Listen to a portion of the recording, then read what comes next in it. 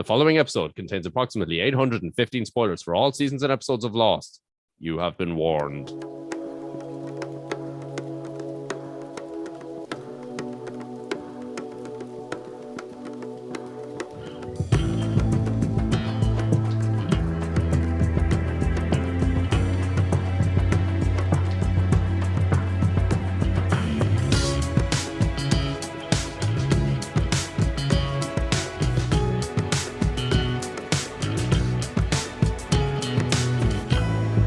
Good morning, good afternoon, good evening, wherever the fuck in the world you are. Welcome back to another episode of Lost the Plot, a podcast where two Irish lads talk absolute wank about ABC's hit show, Lost. You know me, my name's Ado, and joined with me this week, and every other fucking week, is Dave. Hello, Ado. How are you? I'm alive. I'm still standing. I feel like I say this every week, but it has been a rough fucking week for me. I'm not going to go into it. It's all work-related shit, but... Yeah, fair enough. So I'm not going to do any fucking talking about me on this episode because the fact that I am still breathing is a miracle. Not that I had any medical issues, but I'm tired, man. I'm so tired. So Dave, tell me about you. I hear you've made one or two changes this week. Yeah, I am coming to you live. Not live, but I'm coming to you live from Toronto. The Six, baby. The Windy Apple. You could not be any more foreign than you are right now. Toronto. I meant to. Now I just realized I meant to, when you introduced me, go, "Hey, Ado, how's it going?" And pretend I went like fucking full native here. Well, not native, full settler. So one of the big advantages of having a Canadian ex-girlfriend is that she taught me a magic trick about Canadians. I might have mentioned this on the podcast before, but I'm going to mention it this time. Right, we're in season 2. Mm-hmm. Magic trick. If you're ever outside of Canada, how to find the Canadians. Go on. If you walk into a room, you walk into a pub, and you want to find the Canadians, you just shout loudly at the top of your lungs, "Oh, the year was 1778." Every single fucking Canadian in that room will pop the fuck off. What is that song? I don't think I know it. Barrett's Privateers. Barrett's Privateers. It is not technically, but practically, the Canadian national anthem. What's it related to? Like, because I know it's not when they burned down the White House, because that was the War of 1812, right? Why are you asking me questions I do not know the answer to? Why do you do that? Google is a free fucking resource, right? I just know the magic trick. I don't know why the magic trick exists or why it works. I just know that it works. Let me open your third eye for you there, Ado. If Google's a free resource, if a resource is free, that means you're the product. Boom. Plandemic. But I don't think it's unreasonable for you to start singing a song that mentions a specific year, 1778, I believe it was, and then to wonder, to ask you what happened then. Okay, fair enough. I mean, it's kind of like if you were to say, just start singing in any room, "By lonely prison walls." I heard yeah, you're right. It there worked. I was helpless to sing that. The Irish will come out of the woodwork. Yeah, fair enough. What's the song about? I haven't a fucking clue. Well, it was about famine. Yeah, it's about the famine and people being sent to the Australian penal colonies, I think, right? Yeah, but rather than Australia, we fucking sent you off to Canada. So tell me, what's happened since you've gotten there? Man, I'm thriving. I'm not going to be at my best on this podcast. I'm going to say that now because my body clock is still adjusting. I haven't been sleeping very well. And on top of that, I've been meeting up with friends for drinks. So, the sleep has suffered this week. As well as that, I'm in very unideal recording conditions. If you do tune into the video feed. We don't have those, but if there is video of this episode posted, you'll see that I'm holding my microphone, which is not what I usually do. I am hunched in front of a bedside table on a desk that I took from a dining table, sitting next to a cat that I'm looking after. And her name is Sora. Shout out to Sora. She might make an appearance on this podcast. I hear she's sleeping right now, but she's quite mewy when she's awake, I think. Anyway, all that is to say is that I'm thriving, despite how it sounds. I got a job sorted out. I got an apartment sorted out. I don't move into either of those until the end of the month. So I'm kind of nomadic until then, but I'm feeling good, man. I'm back in my natural habitat. Yeah, you are back in your natural habitat. Very nice. And I can also confirm that I have spent I think, a total of somewhere between 4,000 to 6,000 euros on a collection of OnlyFans subscriptions and ManyVids videos that all feature the exact same fucking basic white girl tapestry thing behind you there. That has to be the most basic white bitch thing I've seen. Like, that just go. Are there fairy lights in that room as well? Little Polaroids hanging from them up from nights out? Damn. Okay, you there are fairy lights. There's no Polaroids. Of course, hanging there's from the fucking fairy lights. It's a white girl's bedroom. There's oh, no. the caucasity of it. I was gonna say, like, okay, first of all, there's no Polaroids hanging from them, but there are Polaroids elsewhere in the room. So you couldn't have painted a more accurate picture. I was thinking about this the other day. I was listening to another podcast, All Fantasy Everything. Shout out to them, great podcast, where they were discussing basic things that they like. They do like it's really quickly about the podcast format. They like fantasy draft things from pop culture and random things. So they were like saying, like basically listing basic things that they like. No one mentioned this, but one that I was thinking of was fairy lights. They just work for me as a decoration. They're the most basic things ever, but they add such a vibe, to use a word that I immediately regret using. I use the word vibe quite a lot because I often find it just slips perfectly into where I want it in a sentence where no other word will fit. It's a great word. It's got great utility, that word. I am cynical about it because I've seen it used very lamely in marketing a lot recently. Do you know what I mean? Like corporations, like big businesses would be like, oh, summer vibes for, I don't know, to sell their bullshit. That's what I think something has crossed over into hack. Kind of like how ukulele music makes its way into insurance and medication advertisements. Yeah. That's going way back, but yeah, that's a perfect example. Yeah, a little bit of ukulele and xylophone. Ding, ding, ding, ding. Although, was ukulele music ever cool? Hey, hey, hold on a minute now. I know I'm firing from the hip right there on you, but do you know? I think ukulele music peaked when that you're gonna know his name. I know you will. That big Hawaiian dude did the cover of Somewhere Over the Rainbow. Oh, Israel Kamakawaya Ole. Yeah, that was like the peak. I could be butchering that name, but that's how I've been pronouncing it in my head for years. Every time I read it. Yeah, I think that's where ukulele music mainstream peaked. And that's probably when advertisers got on it as well. But yeah, there you go. Back in Canada, thriving. I couldn't be happier, man. For the uninformed among our listeners, I think I mentioned this before, but I don't know why you'd remember. I used to live here in Toronto for 6 years, and now I'm back. I consider it my home, so I'm very happy. It just makes recording this podcast a hell of a lot more difficult because there's a 5-hour time difference. 5 fucking hour time difference, dude. What do you want me to do? What do you want me to fucking do?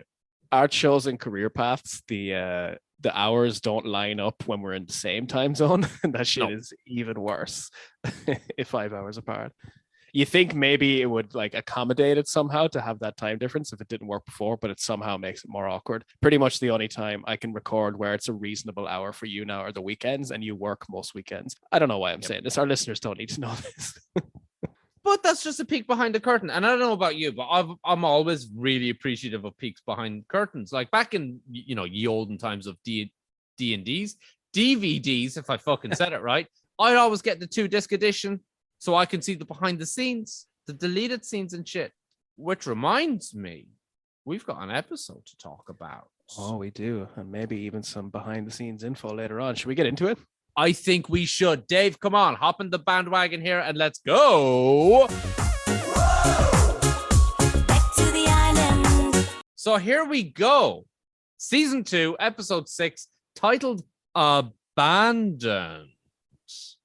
I like this title. It's just cryptic enough to get me questioning. Yeah, I don't really see the connection to the episode. I mean, is it implying that Shannon's dad abandoned her by dying? I don't think it's so much to do with someone actively abandoning someone else. I think it's to do with feeling abandoned. So who feels abandoned in this episode other than Shannon? Because I feel like there's probably a few people, right? Maybe Sawyer to a certain extent. Maybe Michael feels like he's abandoned Walt, although that doesn't feel thematically. Cindy. Cindy, yeah. Fucking Cindy. This episode's been all about Cindy from the beginning, man. It's been in the background. Read between the lines.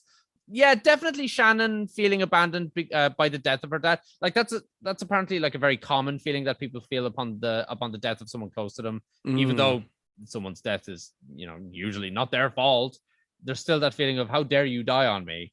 Yeah, I guess she's abandoned by Boone at the end of the episode as well, in the last flashback.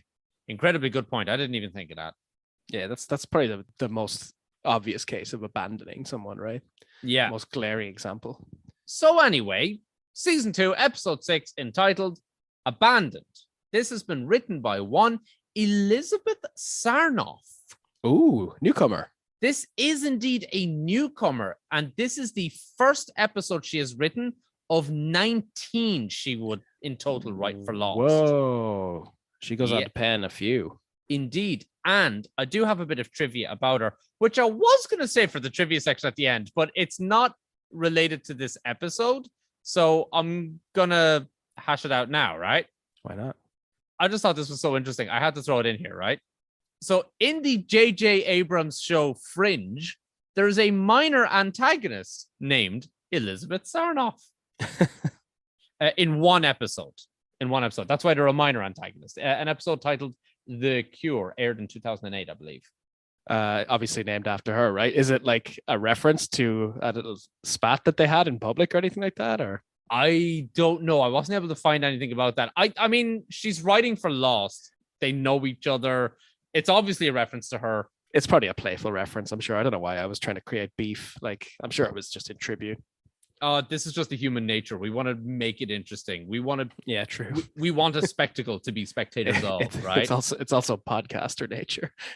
We're like, huh? Is there anything there? Huh?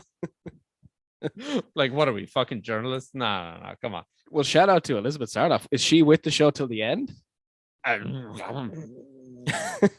Asking me questions there, Davey. But well, hang on. I can get you that answer really quick. Hang on.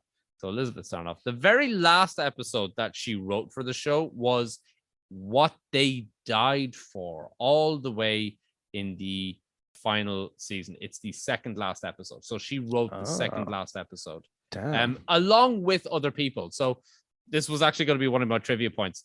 This is the final episode to be written by one person. After this episode, everything is written by a team of writers, usually in like 2s and 3s they get credits for. No way. So this is the last time ever we'll have written by one name. Indeed. Damn, that's wild. Okay. That's probably pretty uncommon for television. Usually most times there's only one telewriter credit, right? Yeah, so far anyway. There was Kitsis and Horowitz. Kitsis and Horowitz. Yeah, Kitsis and Horowitz, but they're Laurel and Hardy. They're a double team. They're a double act. Yeah. They 69 each other on everything. Like they team up for everything. Same as yourself and myself. Yeah, of course. I mean, that's what we do. But anyway, this episode written by Elizabeth Sarnoff and directed by one Adam Davidson. He's a newcomer as well.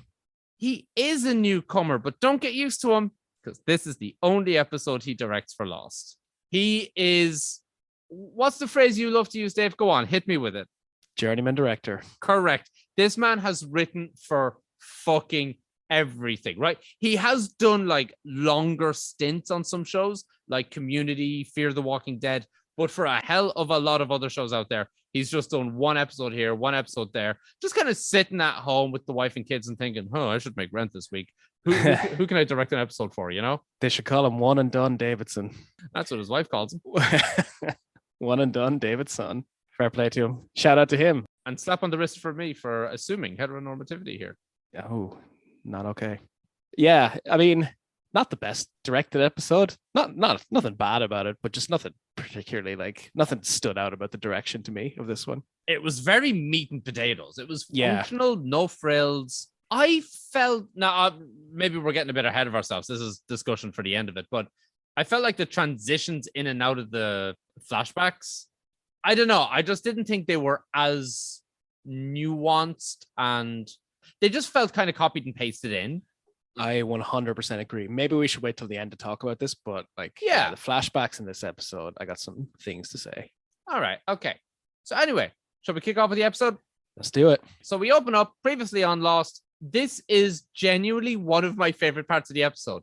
Normally, the previously on Lost, I couldn't give a fuck about it, really. But this one, I fucking love it. It opens up with Boone in the Beechcraft from season 1, which we haven't seen or heard from ever. And you know, right, as a Lost fan, diehard Lost fan, just like myself, what we see in the previously is setting our expectations for the episode.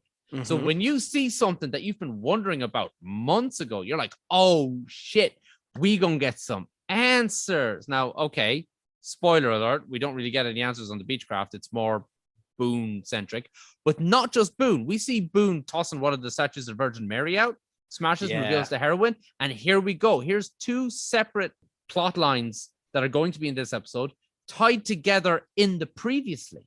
Yeah, it's very nicely done. And I don't think, if you think ahead a little bit in this season, it doesn't hurt to get that Beechcraft back in the viewer's memory. Do you know what I mean? It's not relevant to this episode, but it will be relevant again pretty soon. It's a really nice way of the show, just reminding the audience, hey, do you remember this? It's still there. We're not forgetting it. Boone in the Beechcraft. Then we have the survivors. They've got a little funeral for Boone. Again, this is all flashback as well. We have Ana Lucia with Sawyer, Michael, and Jin setting out for the main survivors camp. We've got Michael fucking off on his own to find Walt, Jin and Echo running after him. And during their search, they see the others as well, right? We remember that from quite recently. So after our previously on Lost, we are on the beach. We're at the main survivors camp.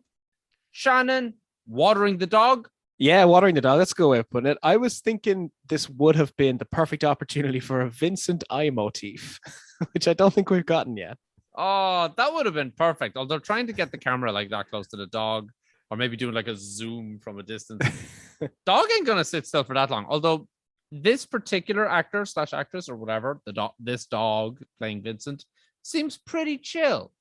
Yeah, he's a good boy for sure. But anyway, this good boy, in quotes, their interaction is interrupted by Seed coming. What the fuck did I just say? Seed coming. Oh, there's Seed. There's a Freudian slip. Saeed just passes by and tells Shannon, grab your bags, come with me. And she's like, where are we going? And leads her about 20 feet away to a little tent.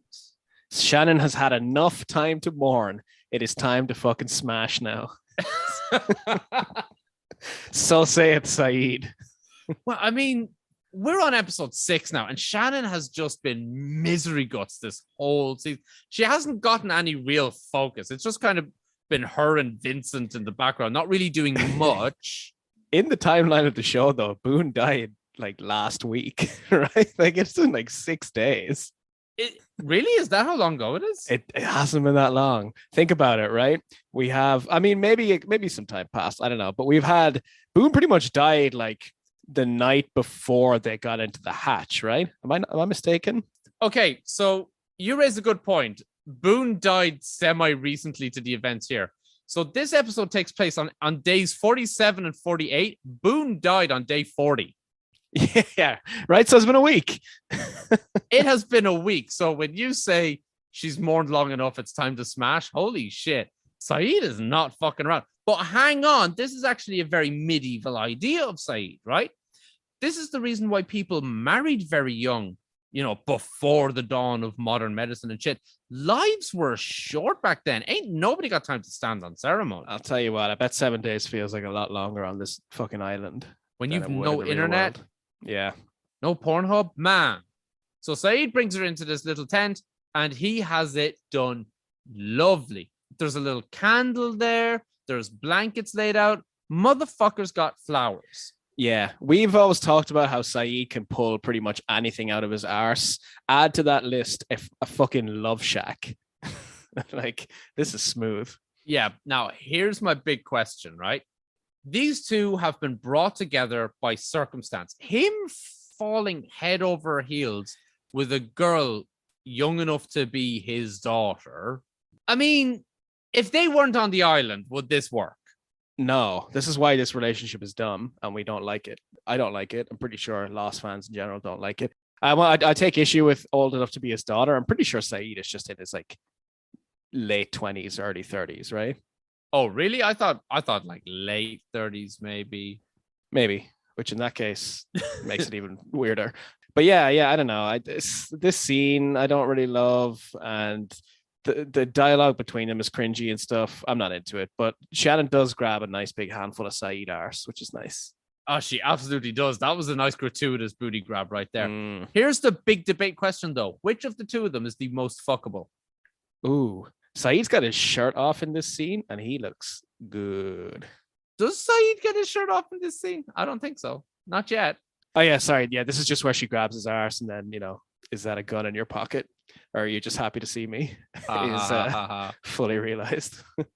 One more thing I noticed about this scene is that did you look at Saeed's hands while he was like grabbing her face and kissing her? No, why? That dude has got a long ass coke nail on his thumb. Holy shit, I'm looking at it. Whoa. Oh, That's insane. I think I know why it is actually the behind the scenes reason. Naveen Andrews is a guitarist, isn't he? There you go. That's what I was going to say. Yeah. He is a guitarist. There you go. So anyway, we cut from that. We're in the jungle. We've got the taily survivors. Yeah, those cunts look feral even when they're asleep. Did you notice that? Like They're a little bit rough around the edges now, in fairness. they seem hunched over, Gollum like, even when they're just asleep. They're in want of a bath. Yeah. They're a little bit rough around the edges. They're hiking now. Sawyer's not doing the old Mae West, but they're just waiting around. Anna says, we're resting. And everyone's like, Anna, we've been here for like a fucking hour. Can we just like leave already, please? And then they start getting into like this big argument about how, we wouldn't be in this position if fucking Michael hadn't left and all this shit, right? Yeah, you kind of forget. Like, I was wondering at first what the fuck they were doing waiting around, and maybe because it's been a little bit of time since we recorded the last episode, but I was like, oh yeah, I guess they're still waiting for the boys to get back, Mr. Echo and Michael and them. Yeah, I think Anna displays a really good capacity for leadership here because she does this thing. It's really subtle. Like she's put herself in the position where she's the one calling the shots and she's letting everyone fucking know it. But Echo comes up to her and says, I think we need to leave now. And she just goes, all right, we're moving out. So she knows when to take advice and who to take advice from. Absolutely. So while they're waiting around, Sawyer just makes the wisecrack that she's lost. And she just very obviously admits that she is lost by stating, I'm not lost. And then he makes this cool little reference. He says, then tell me, Ponce de Leon, which way are we supposed to go? Yeah. Do you want to say that for your trivia? I have no idea what that reference is. Yes, I do have that for trivia, but refers to her as Ponce de Leon. So then Anna's like, all right, genius, where the fuck would you go? And he's like, all right, listen, I'm with you. We just sit here. We wait for Mr. Echo to show up and fucking guide us. They're waiting to see if Echo comes back because he fucked off after Michael in search of him, right? And that's when Anna turns on him and says, well, if your friend hadn't fucked off, we wouldn't be in this goddamn mess waiting on Echo. Waiting on your friend. And Sawyer says, Mike only cares about himself and his kid, explaining why he's gone. Neither of those fucking things, either him or the kid, have shit to do with me. And we have a classic he's right behind me moment. Isn't he? Yeah. Yeah. Michael just shows up and he's like, oh, well, I'm glad you fucking feel that way. So him, Echo, Jin, they all show back up. Did you notice that Sawyer looks almost like happy in an almost romantic way to see Mike? Happy is the wrong word, but he looks in complete disbelief and like, oh my God, he's back. So I have it in my notes here. Sawyer utters the line, didn't expect to see you again. And it's this wonderful, I don't know how Josh Holloway does it. It's this wonderful combination in just those few words of relief, emotion, delight, but it's subdued as well because he doesn't want to come across as Exactly. There's pain in there. Yeah, it's really good. It's just one little look he gives. I think we're thinking of the exact same one, right? And like Josh Holloway is a hell of an actor. This isn't even like a scene that requires you to really turn on the acting chops all that much. It's pretty like it's breezed by pretty quickly, but we're like, this man's fucking making his wages. I'd argue against that. I think like to turn on the acting chops, I think you have to ramp it up to 11 here for this. Well, of course, any professional actor should be doing it all the time. To the layperson like us, we only think someone's doing a phenomenal job acting if they're overacting, like and being super expressive and in an action scene, or they're crying at a funeral or whatever. But to be able to pull off subtlety like this with the True enough. mastery he does. Ooh. Josh Holloway is the Daniel Day-Lewis of this show. Okay, I wouldn't go that far. In fairness. My left shoulder. There's a joke in there to be made somewhere. Very good. Very good. So, yeah, Jin and Michael and Echo all show up. Jin is talking to Sawyer in his made-up language, just basically asking him, can he walk? I have all of the Korean translated here in my notes. I'm very proud of myself. Of course you do. Sawyer makes his usual reference to Jin as Chewie. Yeah, I like that nickname. I don't remember it being used so frequently, but it's like, it's not offensive, right? It's maybe it's a little bit infantilizing just because someone speaks another language or whatever, but I don't know. I find it endearing. Yeah, and it's really good cultural shorthand. Yeah, you're right. To really tell us where Jin's place in this group of survivors is. Non-English speaking, nobody knows what he's saying at all times, but he is still there to help, and he is essential to the operation all the same. Mm-hmm.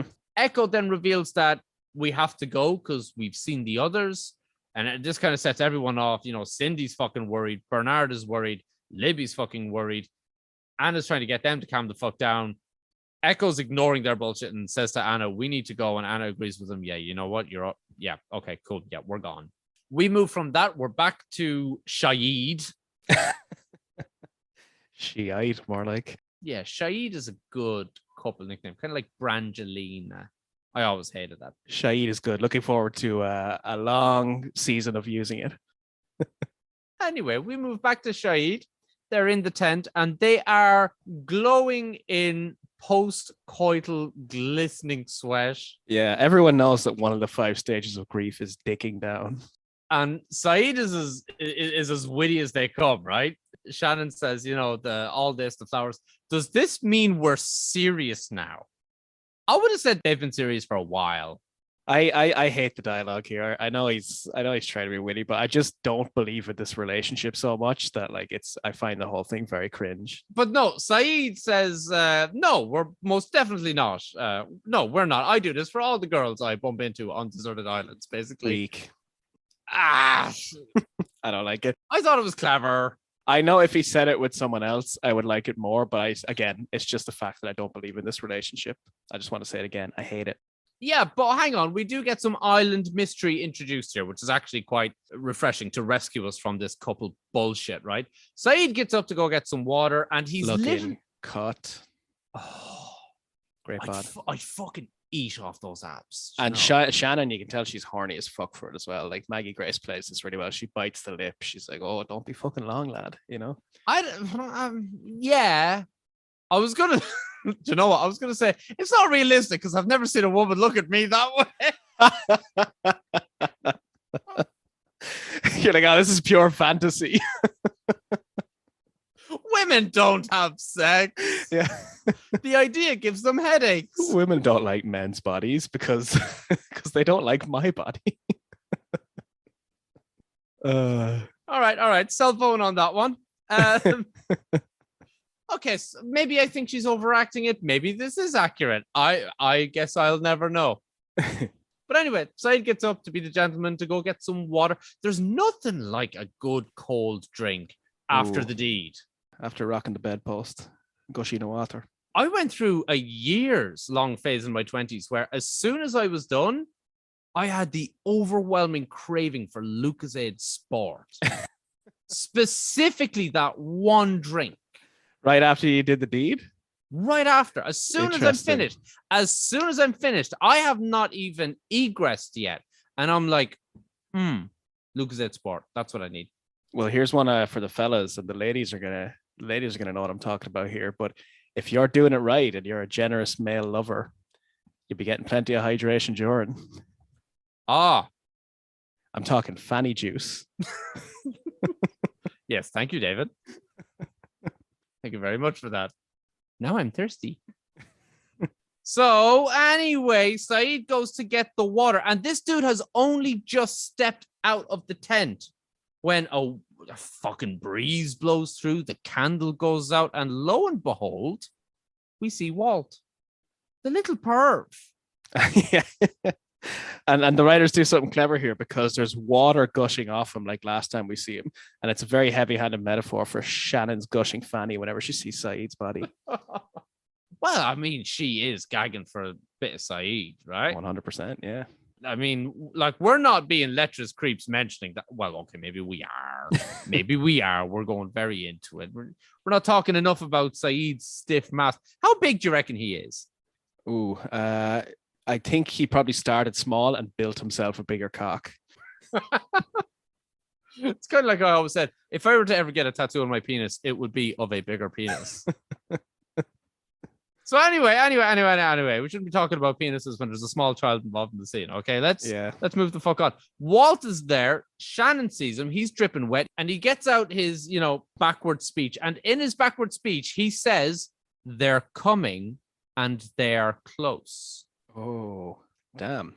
Referring to the others or the tailies? Who knows? Oh, shit! I didn't think of that. In fact, it probably is the tailies if it's in any way prophetic, because that's not good news for Shannon at the end of this episode. Yeah. And Shannon screams, and we cut to an ad break. Which is where we'll tell you about stamps.com. Time to save you money on your car insurance. But anyway, we come into the next scene.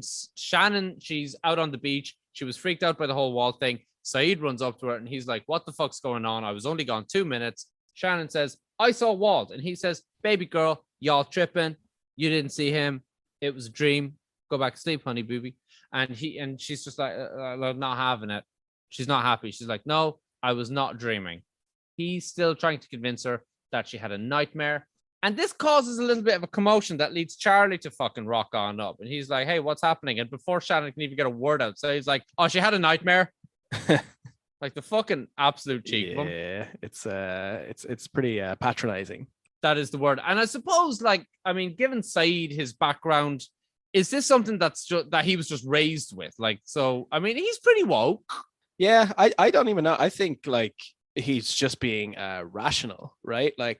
Even though Shannon has claimed to see Walt before, she was super tired. I mean, there would be no reason why Walt would be in this tent with the laws of physics as they are. So I understand the skepticism. It's how much he wants to believe Shannon, I guess. That's the issue here. Yeah, Saeed is through and through. He's always Team Jack as well. These are the men of science. Yeah. If Jack was here, which he's not this whole fucking episode. Oh my God.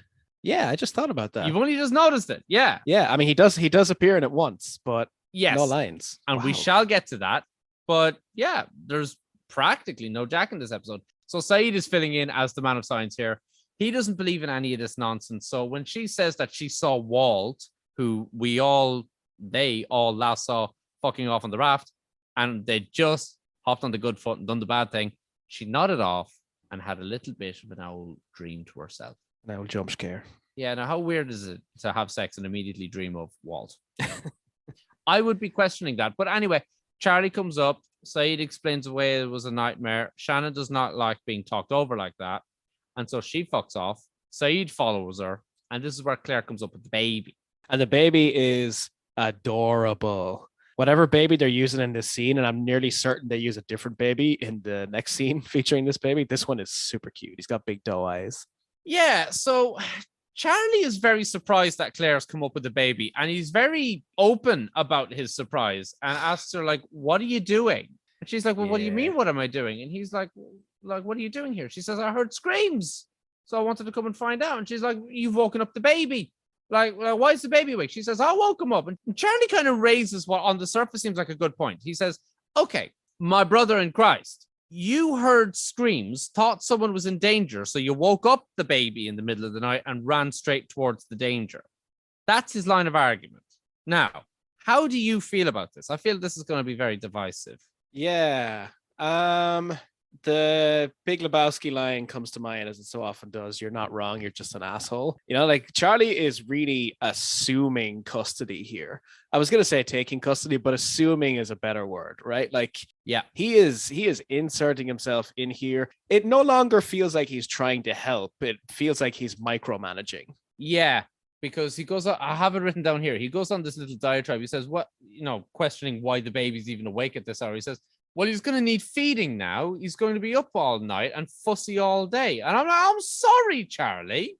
I don't remember you knocking the girl up. I was gonna say, yeah, was it your dick that went in there? Because I don't think so. Yeah, like this is not your child at all, man. But I think this is being written in such a way that we, the audience, are being set up against Charlie here. Yeah, and it's working. He's a douche in this scene. This season is not kind to the Charlie. So Charlie just takes the child off Claire. He's all like, all right, no harm, no foul, give him here. And that's the line I hate. I hate it when he says that. He says, no harm done, give him here. Like, where the fuck do you get off making that judgment? Yeah. No harm done. You're talking to the mother. You don't get to judge her in the way she raises this child. Even if you think she's doing it wrong, this is not how you go about it. Yeah, there's just really no respect shown to Claire by Charlie in this episode. No respect. He's brushing her off. It's not good. So last we saw Saeed and Shannon, they had just left this interaction and we cut back to them. Shannon's packing up her bags. No idea where the fuck she's going. Saeed is chasing down this hysterical woman. And I say that in quotation marks because I hate the word hysterical, right? I mean, I understand Saeed's motivation here. He really wants round 2. Did you know the origins of the word hysterical? This is why I hate the word hysterical. Go on, tell me. It comes from the Greek word for uterus. Ouch. Right? That ain't cool. Yeah, hyster, I think is the word. That ain't right. But anyway, here's me criticizing a word that I'm the one who fucking used it, right? But that's why I put it in quotation marks, because that just seems to be how this scene is written. That, well, not how it's written, but Saeed is assuming that Shannon is just being hysterical woman. You know, he's trying to reason with her. He's like, what are you doing? Where are you going? Come on, let's talk about this. And she's like, no, I know what I saw. And she marches straight off right into a flashback where we see a whole ton of these small little girls. Some of them are white and blonde. And I think we were to assume that one of these is going to be Shannon. Yeah, maybe. I certainly did. And we just hear a woman giving these little girls, like, how old are these girls? They're like 9, maybe. Yeah. Ish. Like, they're quite young. No older than 9.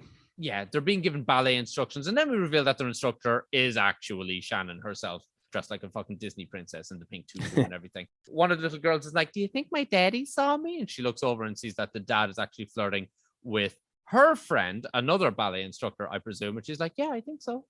Shannon dismisses the class, heads on over to her friend who's just finished talking to this dude who was very obviously flirting with her. And it's revealed that this dude was offering a job to her friend to be his au pair. There's a job I haven't heard of in a long time. Yeah, this is weird because they start to like sort of criticize him and go like this old guy, what a creep, which is correct. These are very young women, right? They're like 18. But like, I don't know. Isn't Shannon like, doesn't she have a thing for getting with much older men? I think so. Are you referencing something specific I'm not remembering?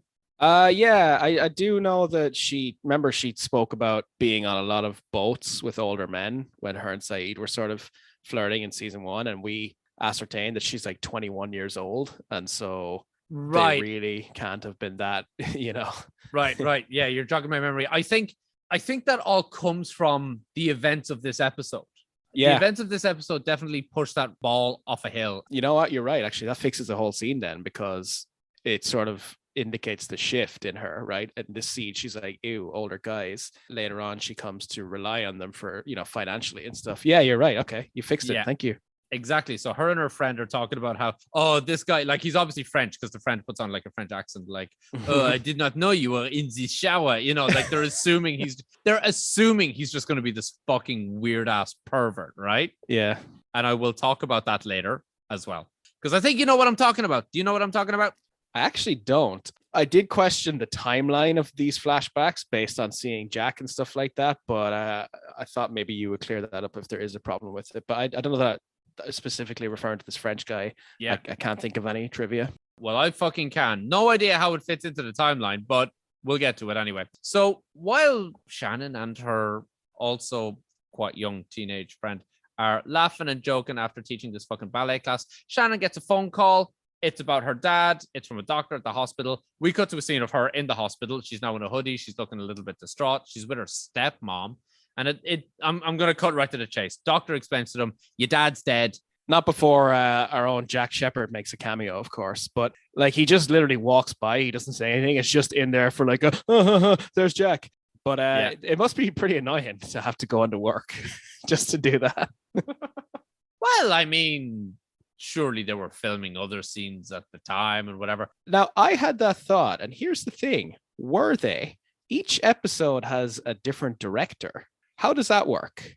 Do they bring in both the directors in and one of them directs the scenes for that day? Because they must do something like that, right? Because you really do have to schedule these locations. You can't just take it every week for the next episode.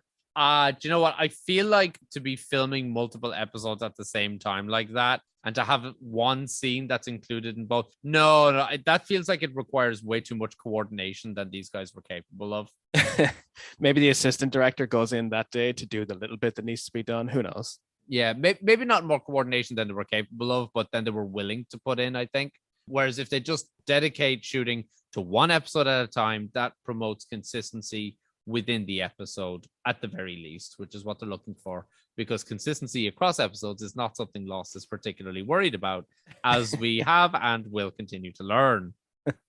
But also in this scene, just to cap it off, the doctor says the dad's dead. Right, he was in an accident, head-on collision, and we've seen him die in the past in a Jack flashback. Right, Jack just straight up actively chooses to not save Mr. Rutherford. And I made the argument that it was like some first-year doctor who refused to intubate him. Yeah, out of fear. That. He killed him. Blood is on that unnamed character's hands. But as the doctor is leading them to see Mr. Rutherford, he makes the assumption that Shannon is this woman's daughter, and the woman, I've fucking forgotten the woman's name entirely. Sabrina, right? It is Sabrina. Sabrina corrects the doctor and identifies Shannon as her stepdaughter, right? So this is setting up a theme for the episode, which is division between the stepmom and Shannon. Yeah, it's never a good sign when someone has to add the step. That's never the sign of a good relationship. Unless it's like, I don't know, I guess tone matters. Like, it's like, oh, no, it's my stepdaughter. But in this situation, it wasn't necessary and therefore illustrates, the strain in the relationship. Right.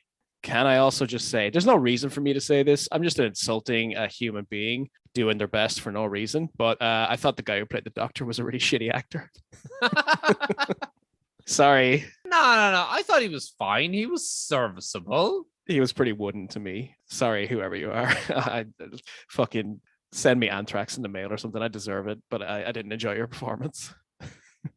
Anyway, we cut from that back to the island, and we're in one of the very commonly used filming locations, I feel, which is kind of like, I don't know, it looks kind of like a tall grass field on the island. Can't really say they're in the jungle. It's more like, it's not even a clearing in the jungle. It's like they're between jungle is the best way of phrasing it. But the tailies, Michael, Sawyer, Echo, I need a collective term for these boys. The rafties. I'll call them the rafties. Fuck it. Yeah, tailies and the rafties. Tailies and the rafties, right? They've emigrated from their tail hole and they're heading to the beach.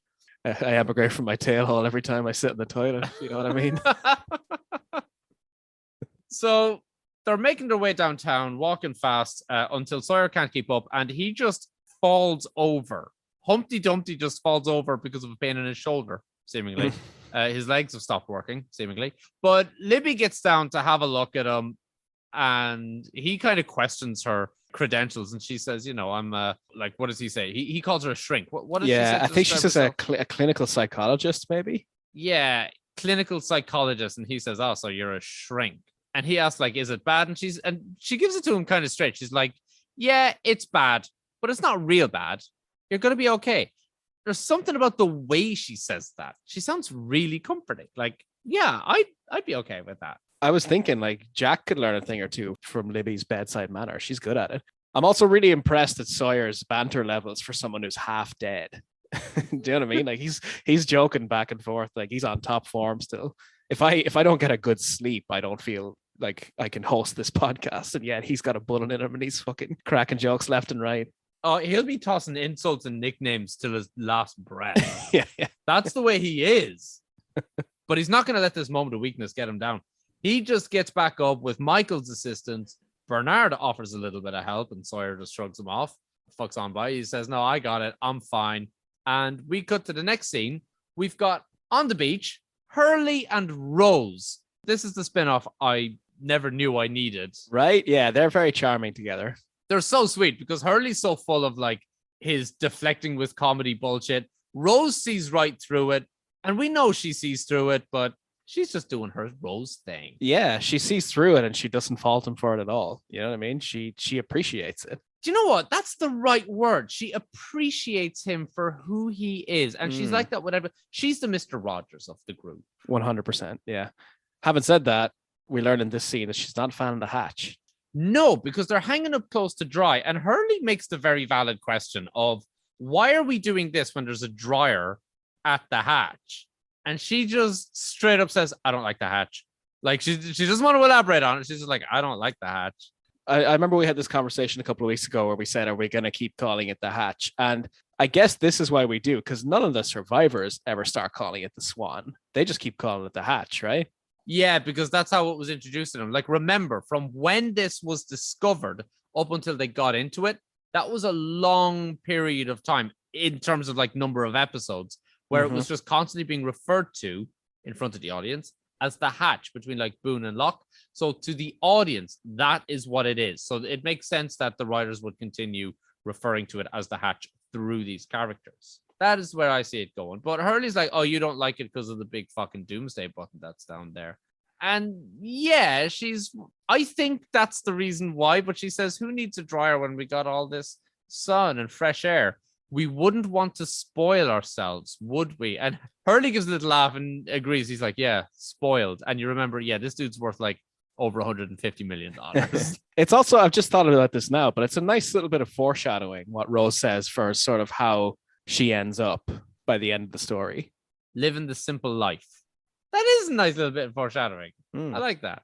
Or maybe they just wrote that to fit in with this previous scene here that we're watching now. Who knows? The writers of Lost work in mysterious ways.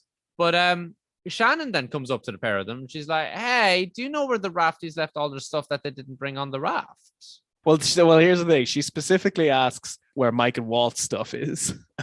And the answer might shock you. It's where their tent is. Yeah, she didn't think to fucking check there first. That would have seemed like the logical explanation. Although, to me, that wouldn't have been the first place my mind would have went. I would have assumed that these guys have now left the island to find rescue. Their stuff would have been divided up. Or yeah, true. Or maybe disseminated amongst the survivors. Yeah, someone looked after for them. Maybe they put it in storage. Yeah, you're right. I don't know. I think if you knew their tent was still there, maybe you would go and check there first. But you're right. I get it. I'm being too hard on Shannon there. Right. So they tell Shannon that, yeah, like go check Michael's tent. And Shannon's like, thanks. And she fucks off. And Rose comes out with this fucking beautiful line of, you know, poor thing. It can't be easy to lose the one you love on this island. And now that we, the audience, know that we've known Bernard is alive for several episodes, lines like this is Rose taking victory laps around the audience.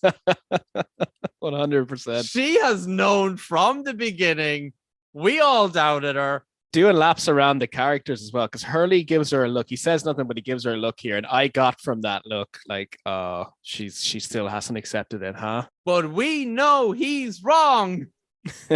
So Shannon gets up to all of Michael and Walt's stuff, brings the dog, and tries to use him like a fucking basset hound here. Like, get the scent, boy, get the scent. I was like, is that how dogs work? And then even Saeed points it out later in the episode. It's he says like, yeah, he's not a bloodhound. He's a fucking lab. Like, they don't do that.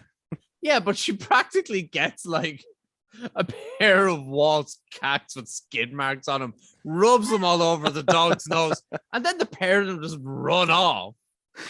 It's like, it's fucking crazy. Like, she just expects the dog, but the dog takes off.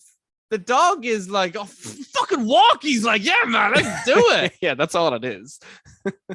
Well, where do they end up? At the graveyard where Boone is buried. Oof. Along with other Eddie people. Mars, and maybe like a shallow grave for Ethan. Oh yeah, that's right. Eddie would have been there as well. Was Ethan buried there? I think he was, but I think probably an unmarked grave, right? But they did bury him. I remember a scene where I think it's Hurley and Charlie bury him. And Charlie's all messed up about having shot him, and Hurley's trying to banter, and he makes a zombie joke. Do you remember that? That's right, the zombie joke. I fucking remember the zombie joke. It's hard to forget that. Yeah, because you didn't like it. That was one of the rare misses for you when it came to a Hurley line. Yeah, and I normally like a good old zombie joke, and it would have been well placed there. But we cut from that after, Shannon rediscovers the grave, thanks to Vincent. We cut from that to Claire on the beach with a quite predictably fussy Aaron. He's crying, he's not happy. As Claire says herself later in the scene, like, Charlie nailed it, and I couldn't be less happy about that. Like, he called I know. it. Again, like you said, Big Lebowski, he wasn't wrong, he was just an asshole about it. Mhm. Fucking Johnny Locke shows up and he's like, "Oh, you've got a crying baby," and Claire's like, "Yeah, I've got a crying baby." He asks her about the cradle, like, "How's the cradle working out for you?" And she's like, "Yeah, the cradle's fine. It's the baby that's the fucking problem." Yeah, she likes the cradle more than the baby. That is not a line I expected from Claire. Like she actually says, I paraphrase everything everyone says, but she actually says the crib's fine. It's the baby that's the problem. I picture you saying that line someday when you're blaring Cradle of Filth and your baby is crying and your wife comes in and asks you what's wrong. And you go, Cradle are fine. It's the kid that's the problem. Oh, well, no, it depends on which album I have on now. It depends on which album, right? They're kind of hit and miss. Would you be disappointed if your baby cried to Cradle of Filth? Like, if your baby didn't like it? Man, you've no idea. There's so many Cradle of Filth fans that cry listening to Cradle of Filth. Again, depending on the album. If a baby cried to Cradle of Filth, you'd be like, yeah, I get it. Nobody likes Cradle of Filth except me. Yeah. But Claire starts speaking the mind of the audience here as well, Where does Charlie get off here? Like, she makes the comment that everybody on the island seems to know more about her kid than she fucking does. The poor pet. I know it's a really understandable way. Like, she wasn't ready for motherhood, but she didn't expect people to fucking tell her how to raise her child. Yeah, exactly. She wasn't asking for anything, but everyone was just being fucking condescending now. Except our boy John Locke, of course. Empathy superstar, this man. He's so emotionally tuned in. Johnny Locke nearly always seems to know the right thing to say. 100%. And Claire even has to admit that Charlie gave her a little bit of a telling off for waking Aaron the night before, but as mad as she was at him over it, he ended up being right, because here's the kid all pissed off now during the day. Sicking her. And, she starts venting her frustrations about Charlie. It's like we're playing mum and dad, but I don't remember marrying him. And she's dead right. Like, he is being overbearing. Spot on, man. It's as you said, he's assumed this custody of the child. Mm-hmm. Like, where the fuck does he get off on this, right? But Johnny Locke, baby whisperer, has a couple of tips anyway. And Johnny does it in the right way, though. Do you know what I mean? He's not like, "Oh, sweetheart, let me show you how it's done." He's teaching, he's passing on advice. Yeah, before we get to that, Claire continues venting her frustrations and says, "For all I know, Charlie could be some religious freak." Yes, sorry, I did forget about this bit. This is a very important point. And Locke is confused by this. He says, like, "What do you mean?" And she says, "Well, if he wasn't religious, why is he carrying around this statue of the Virgin Mary with him?" And she has no idea what that means. But Locke fucking knows what it means. He's got the bowled heroin in there. I probably could have saved this for the end, but this is I would call the whole Charlie, Locke, Claire thing in this episode like the C story. Our A story is Shannon, our B story is the Tailies. I think the C story is the strongest part of this episode. You think? It's great. I don't know. Like, it really does. We know about the payoffs to this later on. I think it's a really great way of them subtly introducing this storyline that's going to be sort of an overarching one in the season. The rest are quite self-contained to the episode in a way. I guess the Tailies it's a different kind of overarching story, but I don't know. I like it when Lost, especially on a rewatch. I like it when you see them setting up pins that they're going to knock down. This is what's great about the rewatch. Yeah, exactly. Like, this is just such a small storyline at the moment, because as you say, this is only the C plot, but we know that this is going to grow big. It's a great example of, even when Lost has individual episodes that aren't so solidly written, like, they can definitely write a good story that stretches over time. The show's got longevity. It's why it was one of the first and most successful serialized dramas. Long term, they know what they're doing for now. So yeah, Claire mentions the Virgin Mary statue, and Locke knows what it's all about. It's got the heroin in it, and for Charlie to be around a fucking child so often as a heroin addict, and he's keeping a stash of heroin with him. Sus. He promised John he'd quit it, and now nope. And we've all seen Train Spotting, so we know what happens to babies around heroin. So we move on from that scene, and we have Shannon sitting at Boone's grave still again. Girl, it's been a week. Get over it. And we have a flashback. Everyone mourns in their own way. Okay. We move into a flashback of Shannon clearly at her dad's funeral. She's remembering all of her dead family members. She has lost her brother. I know technically stepbrother, lover, midnight toker. You know, he's all kinds of things, right? But flashback is her at her dad's funeral. She goes up to the coffin. We don't get a real good look at Mr. Rutherford. Just kind of like, is that an actual extra? Like, is that an actor in the coffin, just chilling, getting the easiest $100 he's ever made for a day? I wonder. Is it a cadaver? Is it a mannequin? Like, who knows? I'd say it's an actor. And having been an extra on a few TV shows, I can tell you, that lad appears on screen for 6 seconds. He just spent 12 hours on set waiting to be fucking called. I guarantee it, to film this one fucking scene. But out of nowhere, who shows up? It's our boy Boone. Hey, and can I just say, whatever they've done to Maggie Grace in these flashbacks to make her look like a teenager really worked, because she looks younger, right? And she's already a young woman. And Boone too. I feel like Boone's one is a bit more obvious. Like, he's clean shaven and he's got the douchey hair. Maggie Grace doesn't look that different, and yet somehow looks younger. Yeah, she was sitting in the trailer with like the makeup artist and the stylist, and they were like, okay, let's see, what look are we going for here today? Jailbait. Got it. Let's and they nailed it. She looks really young. She's supposed to be 18 and she looks 18. And she looks older than 18 on the island. Now, how do you feel about how Boone looks? He's very clean shaven. He's got a bit longer hair. Do you know who I thought he looked like? Cillian Murphy. Do you reckon? He looks, in this scene, he looks like him. He's got those electric blue eyes. He's got a very similar jawline to Cillian Murphy. And Cillian Murphy has had not super dissimilar hair before. I feel like Cillian Murphy's eyes are just set like higher on his face compared to where his nose and mouth are. Whereas Boone, give me the actor's name. Ian Somerhalder. Thank you. Ian looks as though someone's gotten the Photoshop pinch tool on his face. Just kind of go like that. Just a smidge. Yeah. Just to give him slightly more angular kind of face to him, you know? It is interesting because you focus on different facial features. Each person focuses on different facial features individually, which is why sometimes someone will think, oh, he looks exactly like this person, and another person won't see it at all. No one is more of a strong example of that. No one's more unique than my ma, who thinks that people look like other people all the time, and she is never right. The amount of times that she'll send me, now this is a very mammy thing, it's very sweet, but the amount of times that she'll send me like this supermodel looking actor from a show that she's watching, she goes, he looks like you. And I'm like, bless you, ma. He looks fucking nothing like me. Can I also just shout out Cillian Murphy? I heard a very funny story about him. I think it was on Irish Twitter around the time of the Queen dying. But apparently he lived in England and he moved back to Ireland because he didn't want his kids having English accents.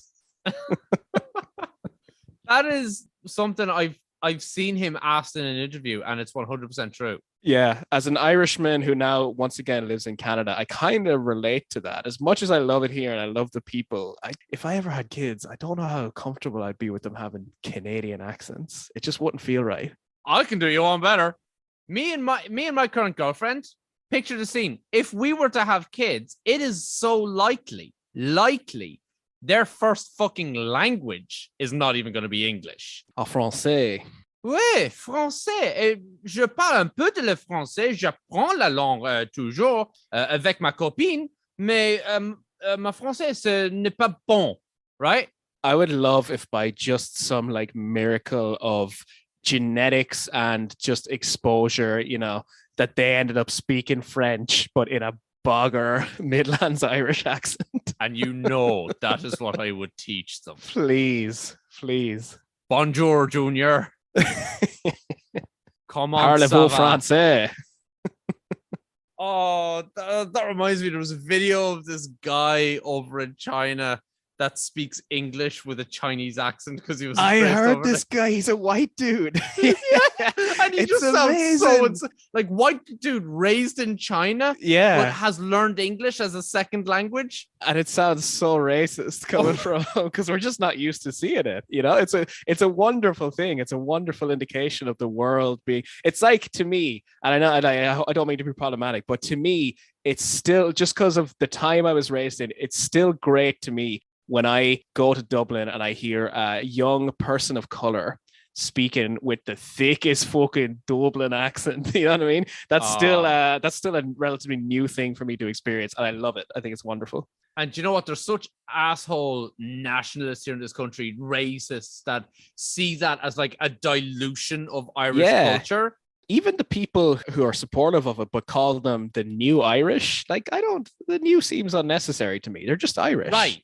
It's just a diversifying nation. And that I fucking love, because you take like some of the biggest and greatest countries in the world, like the United States. Okay, mightn't be as fucking great anymore. America's always been hailed as the great melting pot. It's great metropolitan cities like New York and Boston and shit. Always been described as melting pots of culture, and they've been revered and respected for that.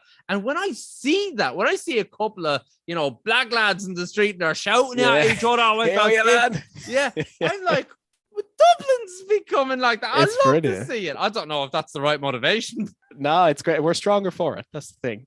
It's a wonderful 100%, thing. man. Like strength and diversity, Mhm. right? And the more we can dilute the idea of a nationality, the better. Anyway, we're all in this together. Do you know what I mean? We're gonna have to fucking get rid of them borders eventually. 26 plus 6. So Boone shows up at the funeral. Shannon is delighted to see him. Maggie Grace does some damn good convincing acting as a very young girl who is so pleased, over the moon. She's crying, so happy to see Boone. Just the way she embraces him. It's heartwarming. And I guess, again, based on what you said earlier, that sort of made me see these flashbacks in a new light. Like, we are seeing the start of her personality change here, because she's like kind of whatever to Boone when they first arrive on the island, right? But she loves him here and she's so happy to see him, and you can tell they have a very close relationship. Right. We cut from that to an interior scene. They're like hanging out in a bedroom somewhere, and he's very clearly pouring the bowled alcohol into like these tiny little playset teacups, which is hilarious. Boone acts like a little sort of, like, I got the impression here that he acts like a little Tory prick, like a very little snobby upper class. And I'm thinking like he must have been liberalized. I was said college originally, but then we find out he starts working for his ma at the end of this. If he's anything like me, working for profit will fucking radicalize you. So I guess that's what happens to him. Yeah, he does have his horizons broadened, but at the moment he still has a little bit of a silver spoon in his gob. So, they talk about a couple of things here, mainly about the distance between Boone's mother, who is Shannon's stepmom, and Shannon. They bring this to the fore. Boone says that maybe you just need to talk to her, and Shannon's like, that ain't gonna work. Like, she's hated me from fucking day one. Why? Like, just why? Stepmom hates the stepdaughter. Like, okay, sure. But Shannon's not too worried about that, because she's gonna hopefully be moving to New York if she gets like this really prestigious internship, scholarship. Like what is this? I didn't pick up on this. Is it to do with her dancing? Yeah, something like that. I think it's a dancing scholarship, like a prestigious ballet school in New York, and those are usually pipelines to doing the big performances in capitals and touring companies and stuff like that. It's a job at the Martha Graham dance company is what she wants to get in New York. And Boone says, well, you know what, like, I'll be there as well. She says she'll be living in New York, and she says that it is slim that she'll get it. It's like a 1 in 3,000 chance. Boone seems a bit dismissive of it. Yeah, like he doesn't believe she can get it. I mean, yeah, I understand. He could be a bit more encouraging, but maybe he's just like taking her at her word. Like, oh, okay, if you reckon it's unlikely, then fair enough. just not very. He's a young man. He's not very emotionally mature yet, I guess. No, not at all. But yeah, it's on Shannon admitting that the stepmother has hated her from day one. That we cut to the next scene, and I need a name for this location. Right, we're on the island. Tailies and the Rafties are making their way back to the survivor camp, and it's this particular rocky coastal area. Yeah, we talked about this. This first showed up in the finale of last season, and we did mention at the time that this starts to become a more frequently used location. Yeah, I guess we can call it the Sea Rocks. The Sea Rocks. I don't have anything better. I bet the producers were delighted with the weather this day because there's a very dramatic, like rough sea. You know, the waves are crashing up against the rocks and stuff. It makes for very mood setting. It is very windy, but I can also imagine just how fucking hot it is. Like, this is Hawaii at the end of the day. Sawyer is again struggling, and Echo says that we need to rest again. Anna's all for it. She's like, okay, we take about 5 minutes.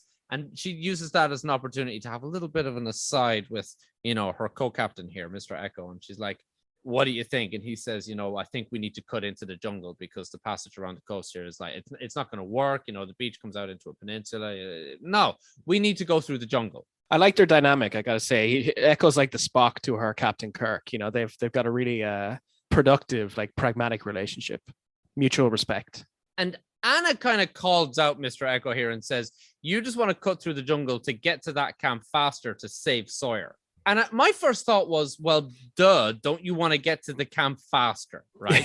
It's your best chance of survival getting to this camp. The quicker you get there, the better. But she does raise a good point that going through the jungle would open themselves up to attack from the others. Yeah, that's others' home territory. Yeah, and now they do get questioned by the Rafties later on about this, about, like, why are you so worried about the others attacking you? They've been there for over a month and the others have barely touched them. I mean, they have affected them, just not that much. Yeah, it is nice that, this is a later scene, so we won't talk about it now, but it is nice that they finally do have a scene where the Rafties are like, okay, cards on the table here. What the fuck is going on with you guys? Because it's been building up for a while. Even this episode, there's still a lot of hints to the Tailies times that they've had before we've met them. Like earlier on, I can't remember if we mentioned it, but Echo tells Ana Lucia when he gets back that they saw the others, and Cindy immediately asks about the kids. Do you remember that? Which is new information to us. I have that in my notes. Yeah. Also in this scene that we're on now, Ana Lucia mentions Echo not talking. Again, another hint that maybe we'll learn more about what happened to these guys. Yes. Perhaps in the next episode.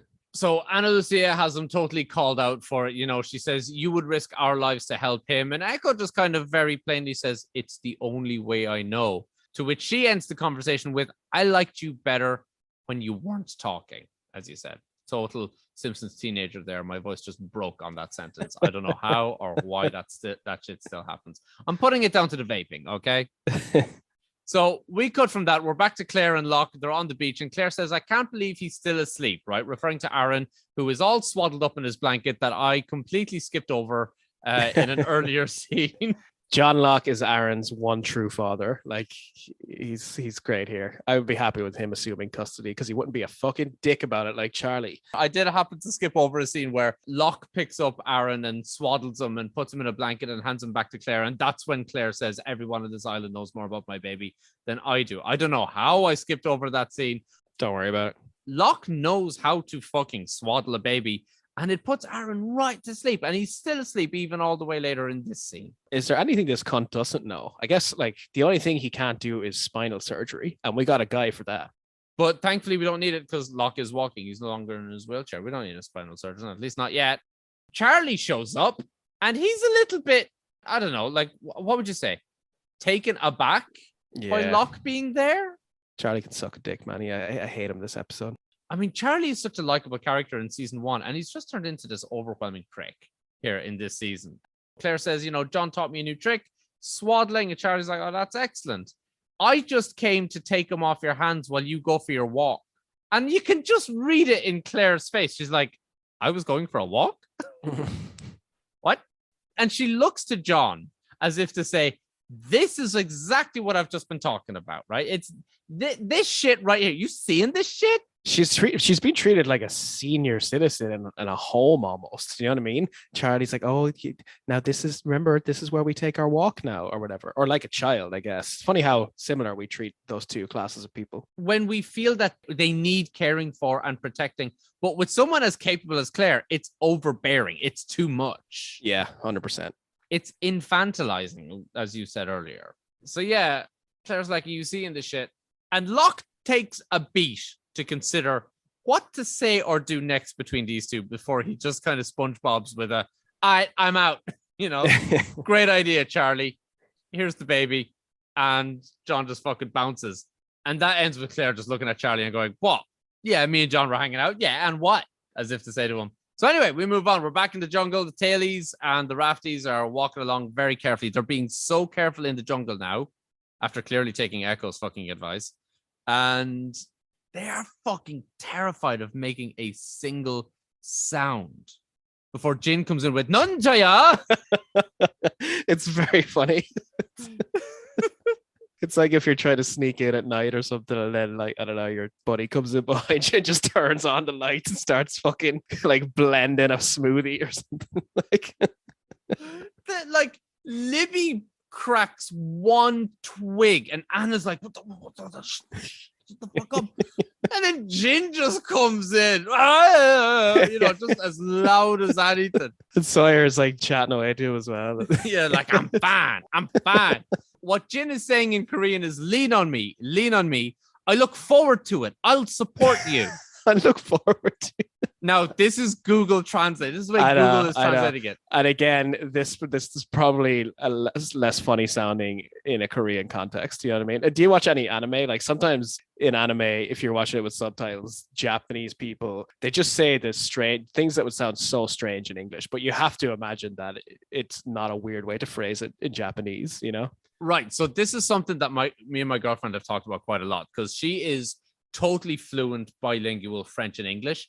And she has done translating work for people to do like from English into French, French into English. And she says that this is something that we all kind of know anyway. There's a difference between like a transliteration and a translation, like a literal translation and a meaningful translation, right? Yeah. Do you want to get across the words that are being said, or do you want to get across the meaning? Because they're not always the same. Yeah. I think most anime subtitles are transliterations, right? That's why it seems so jarring. But yeah, you're right. I have immense respect for those jobs, because you have to, like, let's say literature. If there's an amazing, like, wonderfully written novel that comes out in French, the person who translates that to English has to write the novel again, essentially. Do you know what I mean? They have like the skeleton, obviously, of course, but like they have to convey the fucking beauty as well. And you use your own creativity there. You're not just piggybacking off the skill of someone else. You're using your own genuine skill. I'll give you a weird example of one of the first times I came across this, but you know the way there's like texts in English that are written in like more archaic language, like the works of Shakespeare are the most famous examples, right? I recently read Paradise Lost, and that was a tough read. Paradise Lost, right? That's been on my to-do list for so long. I have a friend of mine who read Paradise Lost in German, and they said that the way it was translated into German, it's actually translated into a very old, archaic German to maintain that feeling of fucking difficulty in reading it for a modern reader. That's awesome. It wasn't written that way, but it kind of was. That's incredible. Really interesting. I can't say I strongly recommend Paradise Lost. Like, if I said I enjoyed it, I'd be lying, but the language was beautiful. Who wrote Paradise Lost? John Milton. That was Milton, yeah, the English guy. Who am I thinking of? Dante Alighieri wrote another... Dante's Inferno? Dante's Inferno. Fuck, it's in the name. God damn it. I visited his birthplace in Florence. Nice. Yeah, it's so cool. I didn't go into it or anything. It's just like a building. I don't even know if it was his birthplace. He lived there or something. But there's like one stone in the pavement outside that is just shaped like his head, and there's nothing to denote that it's there. You have to know it's there to look for it, and you could be looking a while before you realize, oh, there it is, because his side profile is like quite famous. He's got like this kind of long, crooked nose, and one of the stones is shaped like that, and you're like, it's really cool. So anyway, going through the jungle, Jin is loud as fuck, as you say, blender in a house at 4 a.m. Sawyer is struggling along. They're trying to help him along. And finally, Michael snaps here to Anna. Like, they've been running, screaming, shooting guns and shit through the jungle for so long without so much as an incident. Well, there was the Ethan incident, but... And the polar bear. and the black smoke marks. Okay, quite a few incidences, right? But he's wondering what is the deal with this fear of the others. And Anna finally gives us a little bit more. She gives us a few more breadcrumbs as to what's going on here, you know? He says, what happened to you people? And on Lost the Plot, we say, tune in next week to find out. But also she does give some answers. Yes. She does. She says they came for them the first night they were on the island. So the Tailies' introduction to this deserted island was that it wasn't fucking deserted. There are hostiles here on the island. We, as well as the show, have been illustrating the contrast between the two camps before, but like, yeah, like that was day one for them. So of course they're going to be on edge. This place has never been safe for them. It's been a refuge in certain ways for our losties, but the tailies, it's been nothing but fucking misery. Yeah, the losties have at least had chances and opportunities to kind of kick back and relax, and they've had feasts, and Hurley's been able to listen to his fucking Walkman carefree. Charlie's played his guitar, and, you know, Locke enjoys his backgammon. Whereas the tailies have been in survival mode 24/7 for over a month now in fear of these others, because 3 of their number were taken by the others on the first night. 2 weeks later, 9 people were taken. This is the story Anna tells Michael here now. She describes them as smart. They are animals, and they could be anywhere at any time. These are her exact words. Terrifying. Oh my God, it's harrowing. Like, you put yourself in that situation. You're away from family. You don't know the terrain. You are a stranger in a strange land. These hostiles, natives who know the terrain, they know the geography, and they don't like you. They are taking people from your group, and you don't know what's happening to them. Are they killing them? Are they torturing them for information? What is happening? And Anna says, we're moving through the jungle. Their jungle. Just so you can save your hick friend back there. And I love references to Sawyer as hick. I find it comical. But yeah, Michael does have a gun, but Anna fucking nixes that idea. She says, you have 1 gun and 1 bullet, but that is not enough to stop them. So shut your mouth and keep moving. And Michael just has this weak response of, you know, they took my son, which would be a good argument, except Anna says they took a lot of things. Like, they took, how many did she just describe? 12? Yeah. Walt is a drop in the bucket, essentially. I mean, you hate to describe it that way, but he is. She's basically saying, ironically, because it's Walt, you're not special. Cutting into the next scene, Shannon is still at Boone's grave, and Saeed shows up, and he's a little bit more sympathetic this time. And I say a little bit more sympathetic. He wants to be comforting while also still introducing Shannon to his great and best friend, Reason and Rationale. Okay. He comes on up and says, you know, I know what it is to lose someone that you care deeply about. And Shannon seems kind of like weirdly offended. And she's like, you think this is about Boone? And he's like, yeah, well, why the fuck are you sitting at his grave if it's not? And she's not here for this interaction. She's not here for this conflict. We love a wedge between Shannon and Saeed. Okay. I do find the relationship a little adorable. Yeah, you're into it? Just a little bit. That's fair. I'm not going to fault anyway. It just doesn't work for me. The relationship itself, no. But I mean, both of them are kind of hot. So... So Shannon's not here for this conflict with Saeed. Saeed is still not on her side with believing her that she's seen Walt and all this shit. You know, what are we doing here sitting at Boone's grave? So she gets up. He's like, where are you going? And she says to find him, right? We know what she's talking about. She's talking about Walt. And that brings us into a flashback with her and her friend. Nora is Shannon's friend's name. And a letter has arrived for Shannon. It's a letter she's been waiting for a long ass time. And Shannon does that typical fucking girl thing. I'm sorry, ladies listening. This is, in my experience, a very typical girl thing. I've never seen or heard of a guy doing this, and I've seen and heard of multiple women doing this. I think it's perpetuated by a TV trope as well, right? Like, it's not necessarily reflective of real life, although... I would have described it as just tropey if I had experienced it so much myself. The amount of times I've had a letter pushed in my hands with the words, you open it, I can't. That's never happened to me. Interesting. It's your fucking letter. Do it. First time I remember it happening was years and years ago. My ex-wife. This will tell you how long ago we got together. When her junior cert results came in. Whoa. She did that? We were both underage, okay? But speaking of tropes, like, Shannon's got a fucking Dawson's Creek ass life here, doesn't she? Like, or whatever, or like, I don't know, the OC. The whole show, this whole scene reeks of like teen drama to me. It is, but she is a teen, and this is her teen drama. True. I think she's allowed this. Okay? No, of course. Like, the writers are allowed get away with this portrayal of Shannon's life. But Shannon pushes the letter over to Nora and says, you open it. And Nora's like, fuck off, you open it, right? Like, she just straight up refuses. You've been waiting on this for like 6 months. No fucking way am I opening it. Shannon opens it. It's from the thingy dance company that she's been wanting for, and she got in. Nice. 1 in 3,000. Go, Shannon. 1 in 3,000. She made 1 in 3,000, which is really good here. Isn't that like the worst compliment to give a girl? You are 1 in 3,000. But no, Shannon got it. She's delighted, over the moon. They're so happy.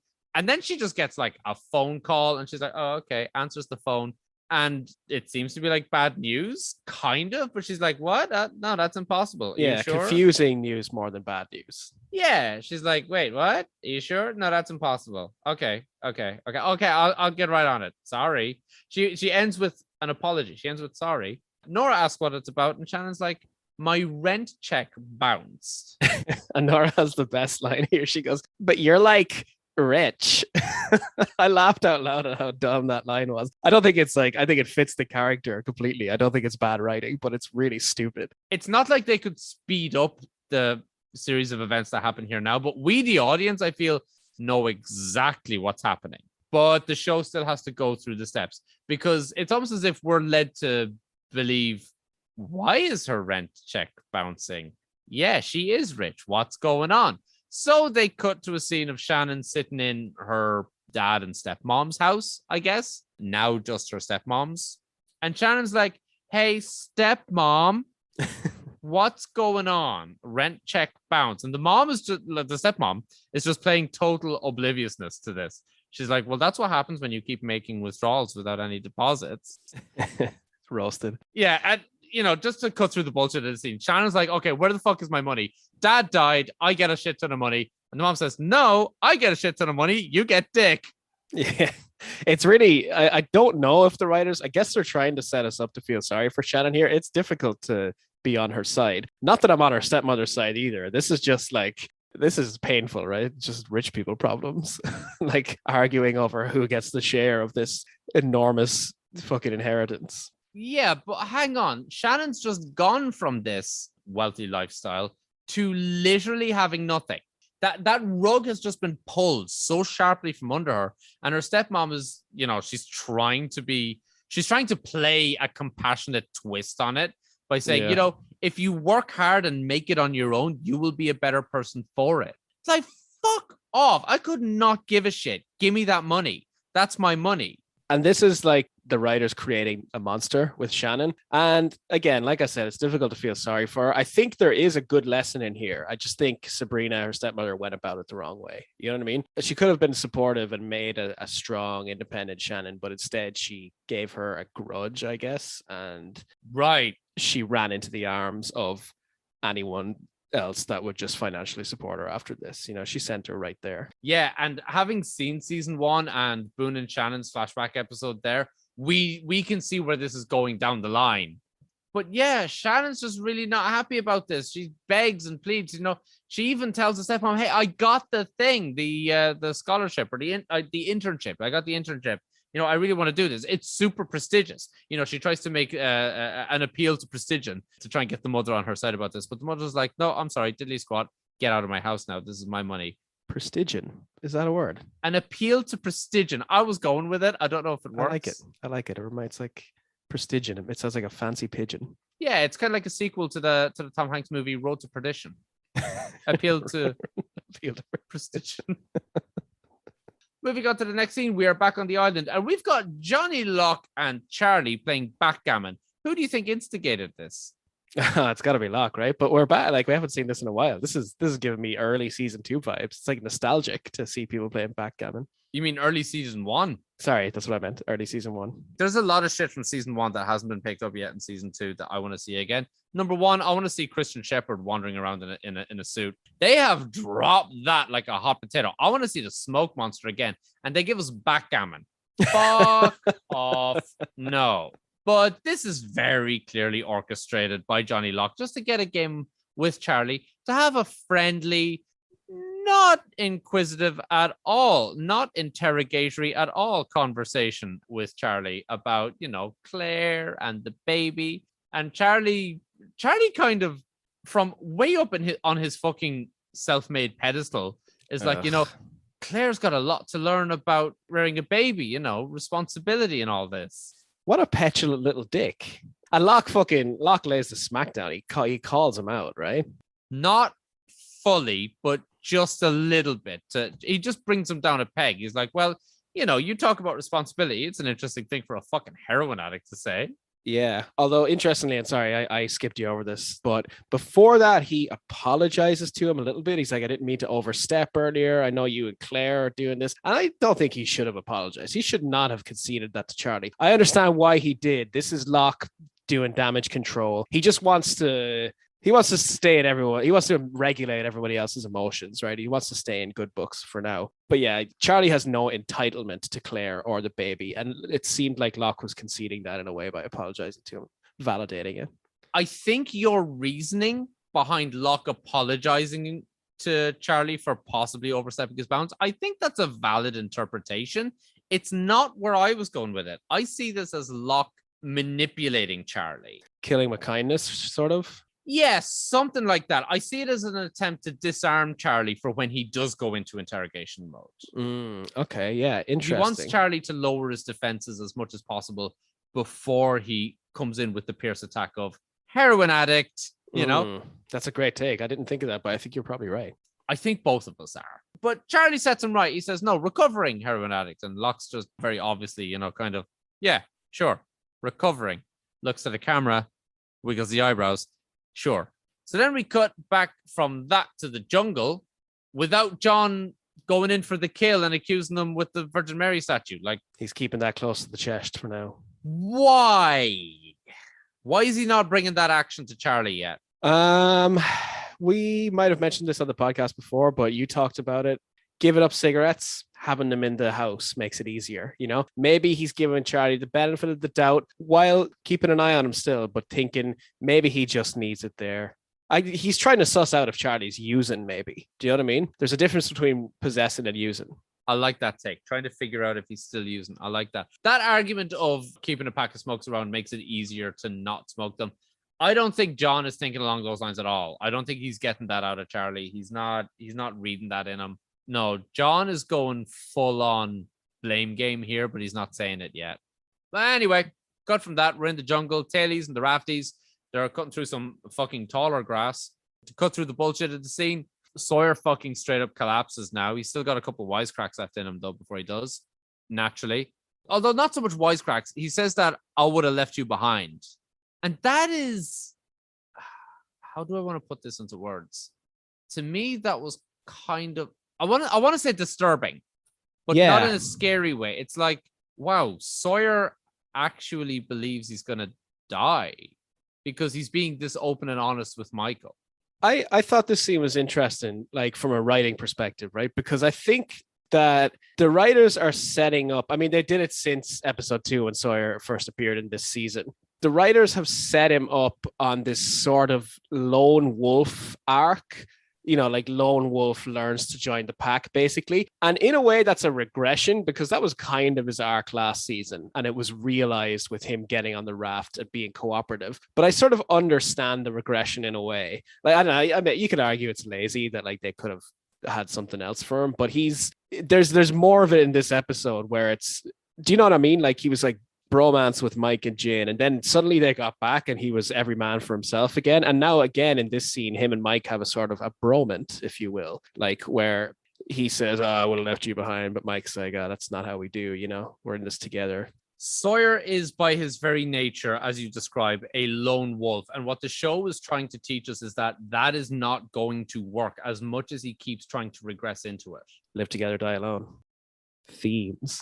There you have it. Live together, die alone. Like if he wants to be alone, he's going to die alone. That is how it's going to work. But eventually, Sawyer loses consciousness in Michael's arms. And we get Michael back on his shit.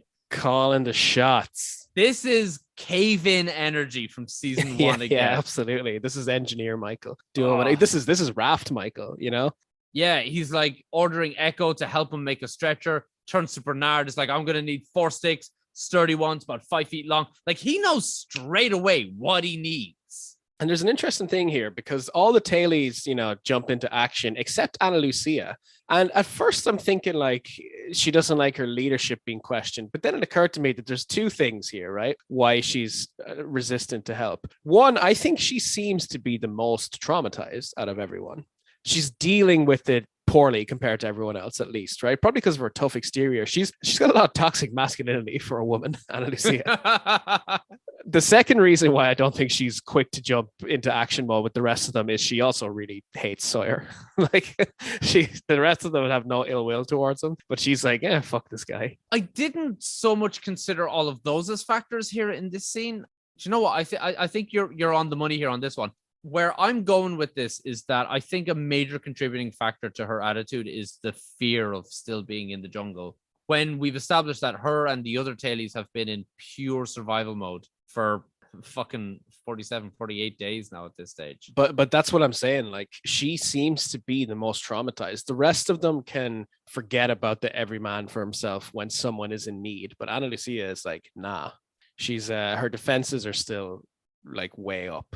Yeah. So and you can't help but notice the parallels between her and Sawyer. The rest of the tailies live together. Ana Lucia is representing die alone. Exactly. But we've learned with Sawyer, as I said, that doesn't work.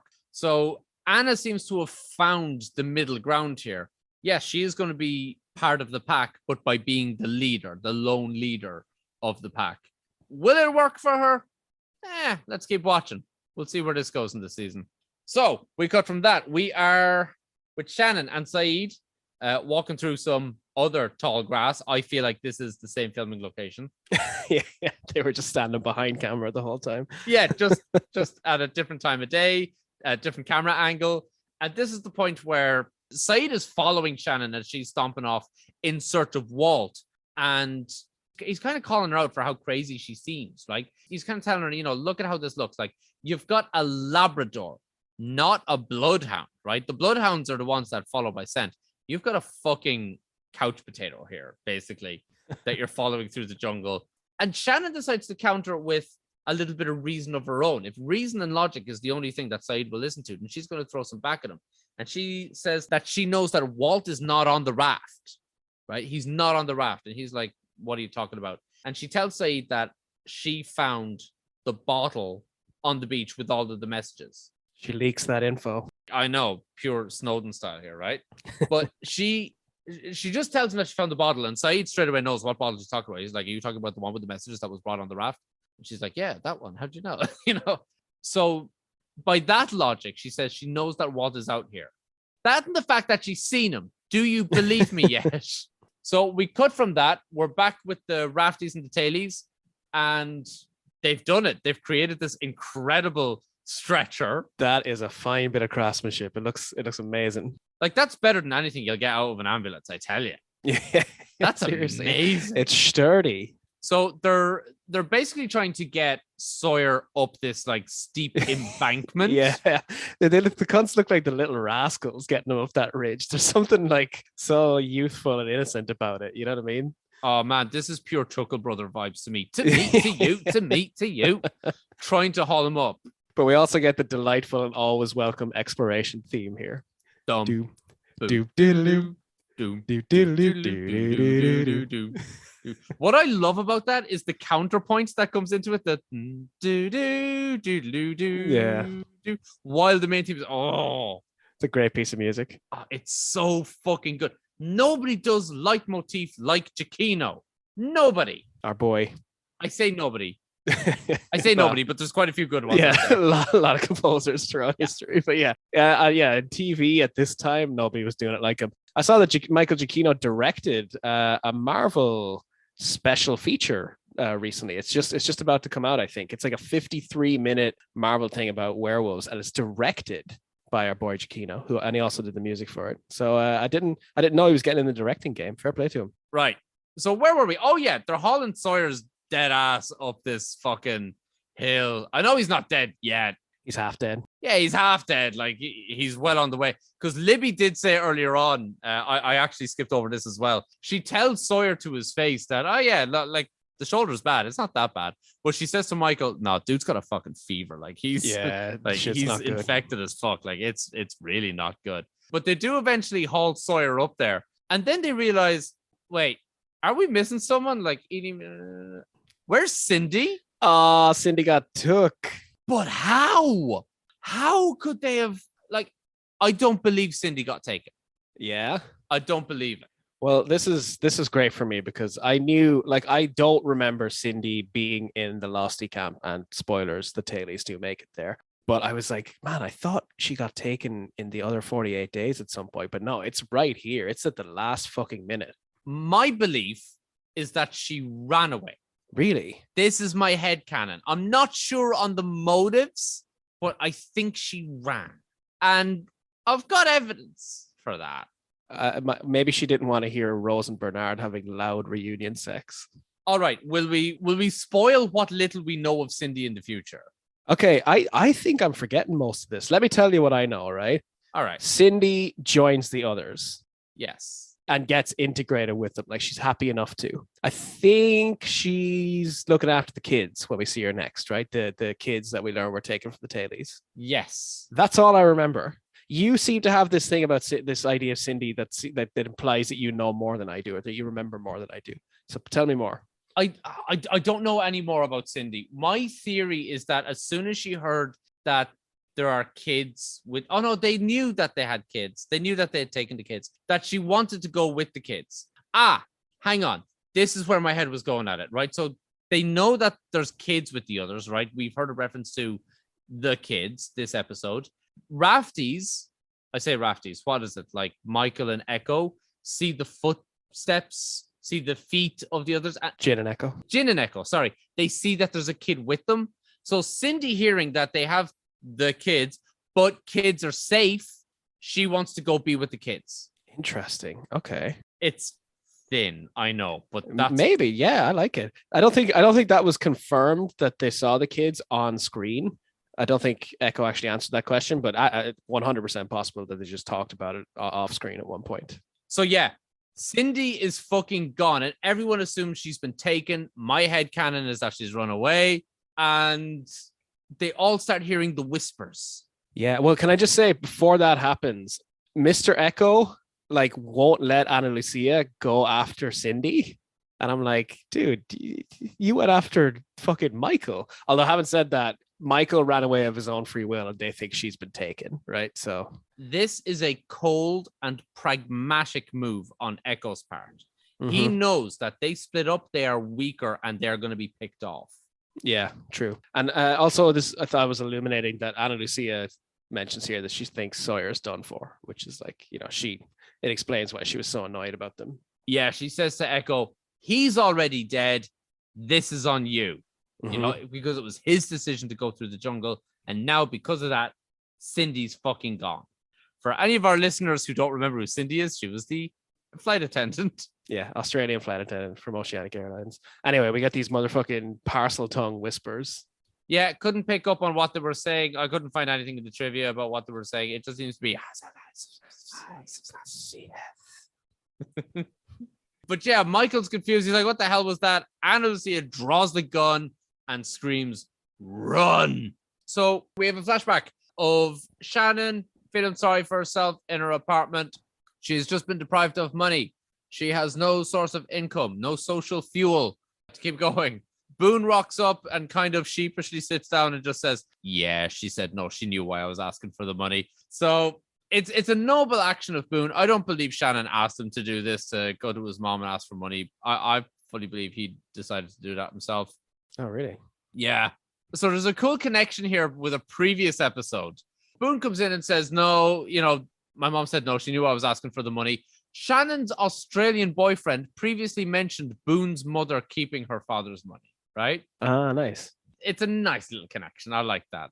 It's not a particularly great connection, but whatever. Shannon asks Boone if she can crash at his place in New York just for a little while till I get on my feet. And he's like, oh, well, shit, I got bad news for you on that front as well. He ain't going to be in New York because his mom offered him a job. Yeah. Was that a move, do you think, on Sabrina's part? Was that her just to get to Shannon? Yeah. I would say one of my favorite phrases. I would say it's a contributing factor. I wouldn't say it's the whole reason. I think it's, Mr. Rutherford is dead. So Sabrina is going to get her little nest together of Boone and fuck off with the money and form their own life that doesn't involve Shannon. 2 birds, 1 stone. Now, Boone hasn't been able to get any money from the mom for Shannon. but does give Shannon like an envelope, fucking Bertie Ahern style. Here's, here's some of my own money just to help you get on your feet. And Shannon really doesn't like this. She's like, no, I don't need your fucking money. And I think she's just flying into a mindless rage now. She's not putting any thought into this.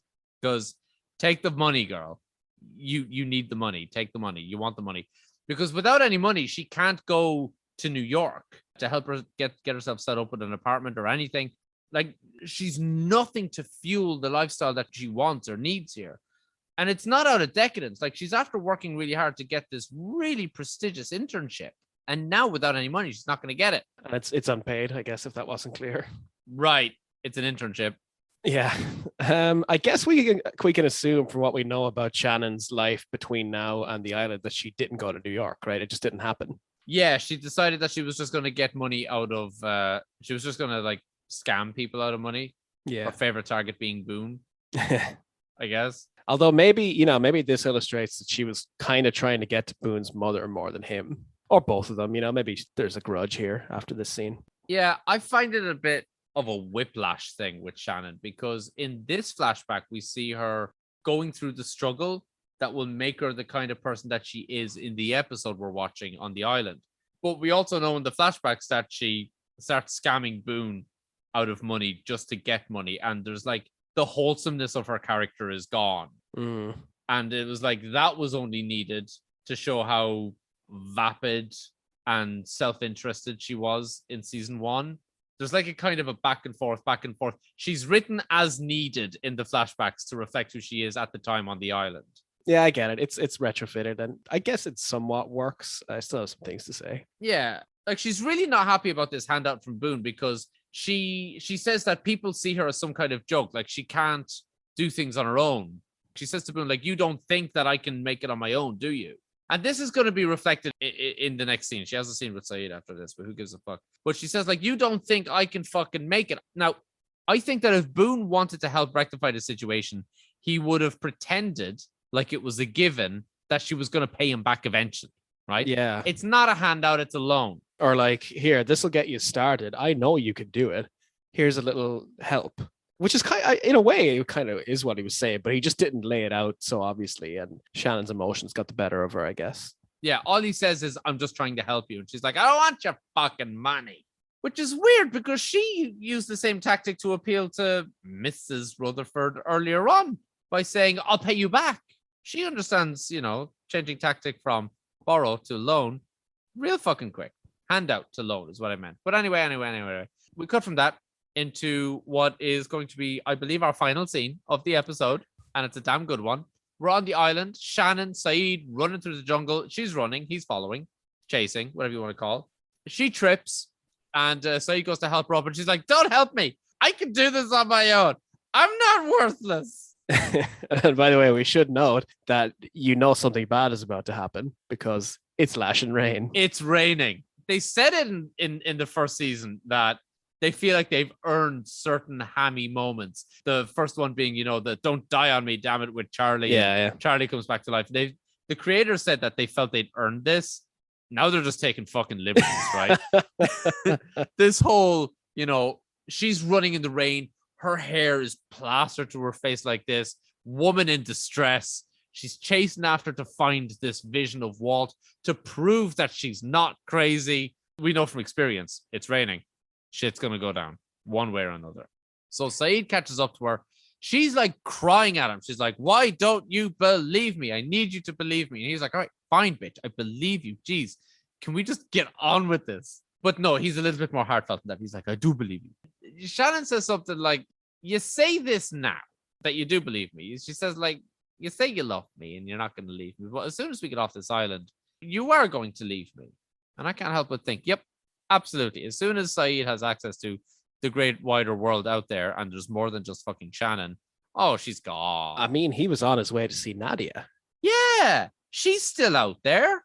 And so, despite what he says, you and I both know that what he's about to say is clearly him just thinking with his dick, right?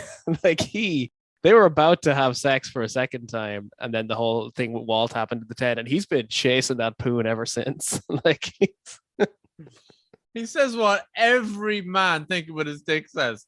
I will never leave you. I love you. I'm here till the end of time. I love you, baby. It's a fucking fuckboy anthem. I will always love you. I'm not saying guys are always lying when they say that, No. but this is a line used by, as you say, the fuckboys. Yeah, and this is like I think maybe the writers are trying to convey that it's genuine, but it's terrible writing. It's no way. It's not consistent with Saeed's character at all. It's way too early in their fucking relationship for this. Fuck this scene. Can we remind everyone and even ourselves, they've been together how long? And we're kind of broken up for some of that 2 weeks that they've been together as well. Do you know what I mean? 2 weeks. There have been more robust fucking teenage relationships than this one. This whole uttering of I will love you forever, I will never leave you. I've been with my current girlfriend like over a year, and I'd be hesitant saying that shit. Like, I mean, I do say that shit, but it carries weight. Do you know what I mean? Like, it's been over a year. Yeah, you wouldn't have said I will never leave you a fucking week into this relationship. They don't even know each other. This is stupid. Yeah, I mean, fuck. I even said it to her one time, thinking about my dick. I said, I will always love you. And she looked at me deadpan and said, you don't fucking know that. Good on her. Don't, tell me you love me, sure, but don't go predicting the future like that. And I was like, okay, blood rushing back up. I was like, okay. Gotcha. Okay, let's keep these sweet nothings down to, a more reasonable level. Sure. But yeah, this whole I will never love you. I will never leave you. That's what he meant to say. Damn it. You did the Freudian slip for him. Holy shit. But yeah, I will never leave you. I'll always love you. And I believe you. And she says, you do? And he's like, yes, I do believe you. Now, I think he makes a cock up here. He's trying to convince her that he actually believes her. Now, do you think he does? Or is he just chasing that poon? I think if he does believe her, the reason is because she's been committed to the bit for so long. Do you know what I mean? She has seemed so sure for so long that maybe he's like, okay, well, maybe she fucking did see something. I feel like we've all had those kind of dreams where you're convinced they're real as soon as you wake up. But then over time you realize, oh shit, yeah, no, it was just a dream. Yeah, exactly. But she's still going with it. So maybe he thinks it has legs. And she's digging her deals in so hard. So maybe, yeah. Or maybe he is just trying to convince her, which if he was, he should be having a different attitude towards it. He should be like, yeah, no, I believe you. Now let's go find Walt. Whereas no, he's not putting any of the focus on what it is he believes. It's still on her. Like, no, you, whatever you say, I believe you. Like, you could be saying anything right now, and I will believe you. Yes, honey, please just calm down. Stop being crazy. But they hug, and in the hug, they hear the whispers together. And Walt is there watching them again. So Walt shows up when these two are about to fuck, basically, is what I'm getting. He's the biggest perv. Now, he caught them at the tail end of the act last time. But here, they're embracing. There's rain, bit of mud. They might kiss. And Walt fucking shows up again, doing his backward speech, shit, nonsense, but he's indicating like, come see, I found something. Am I right in saying, well, I noticed that he wasn't dripping water this time, but I guess he's just, because the rain is doing that for him, right? Like he wasn't, ironically, it's piss and rain and he wasn't nearly as wet as he usually is. Right? But yeah, Walt is indicating for him to come over and Shannon just kind of incredulously turns back to Saeed, like, you do see him, right? And he's like, yeah, I do fucking see him. So Shannon runs after Walt. She gets up off her ass, runs after him. Saeed runs off after him. And Saeed trips over. Tropes and falls. Bollocks. Oh, stop. I hate it. Why did that have to happen? They do the trip and trope a lot in this show. It's lazy. Like, yeah. Okay, this is pure lazy writing. I don't know how else I would have done it, I guess, but it's just, yeah, it's just very, when it's just very glaring like this, Just so he couldn't get to her in time. In time for what, Ado? Well, I'm glad you asked. Because as Saeed is trying to catch up to Shannon, we hear a very quiet and subtle gunshot out of fucking nowhere. Saeed's crying out Shannon's name. She turns around. She's got a wound in the belly. Pure wound in the belly. Collapses into Saeed's arms. And there he is. Like, it's like the fucking Pieta. He's holding her. She's dying. Like she's gone. Like she's going so quick. It's a good shot to the belly. Like there's no recovering from this. Not even if she was shot in an ER. They're on a deserted island here. She's going. We know how Rutherfords get on in an ER as well. Yeah, they don't tend to fare too well, to be totally honest with you. But Saeed looks up and lo and behold, who's holding the gun? It's fucking Ana Lucia with Echo and Jin and Michael behind them. And everyone just has this fucking shocked Pikachu face look about them. And my word, our last final lingering shot is on Saeed looking at Ana Lucia. Murderous rage. Pure murder in those eyes. And then boom, end of the episode. Well, my God, we took our fucking time to get in there, didn't we? What'd you think? I thought it was a weaker episode with some truly great moments to it. Yeah, I agree. There was good intrigue in it. The B plot, the flashbacks, I didn't give a fuck. Yeah, I think the flashbacks were probably part of the A plot because it ties into the Shannon thing, and then the B plot was the tailies. But yeah, okay. First off, let's talk about so Shannon's dead, right? We can say that. We could do a postmortem on her character, I guess. But first off, let's talk about her arc. Was her arc complete? Do you think? Was Boone's?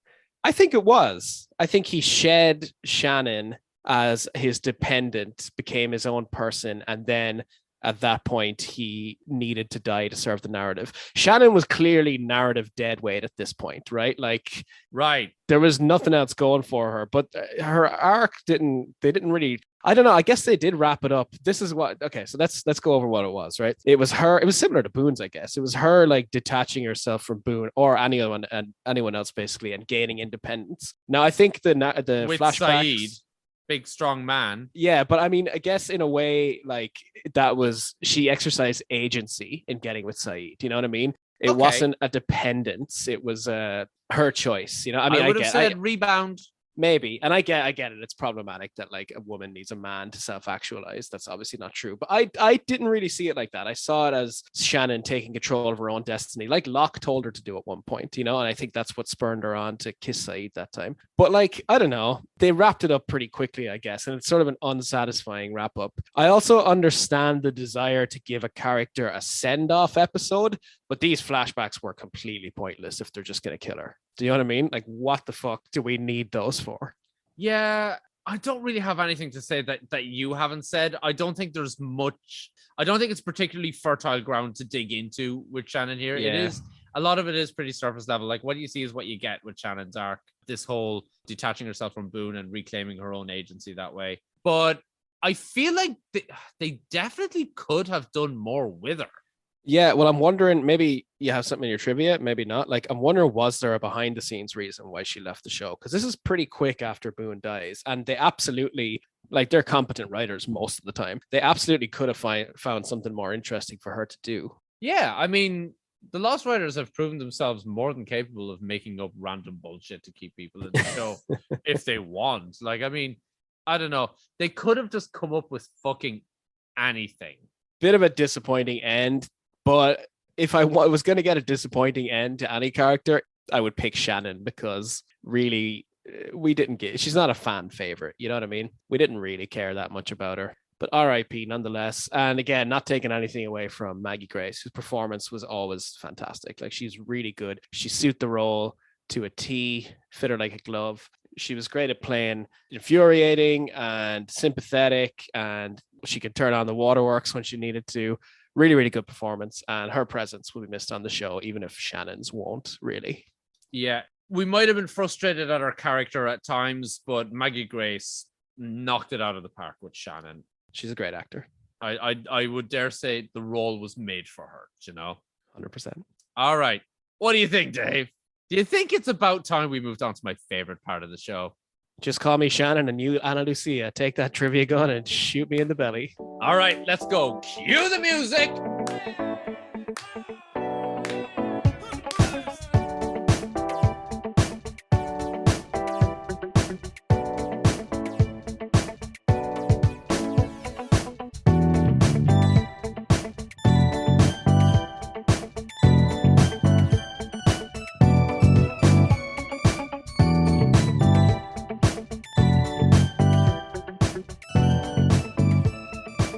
Okay, so I feel it's only right in our trivia section to include just a little bit of random trivia about Shannon as a character herself, okay? Please do. As well as this episode. So Shannon, now this is going to seem really obvious. We may have actually mentioned this before. It's kind of ringing a distant bell.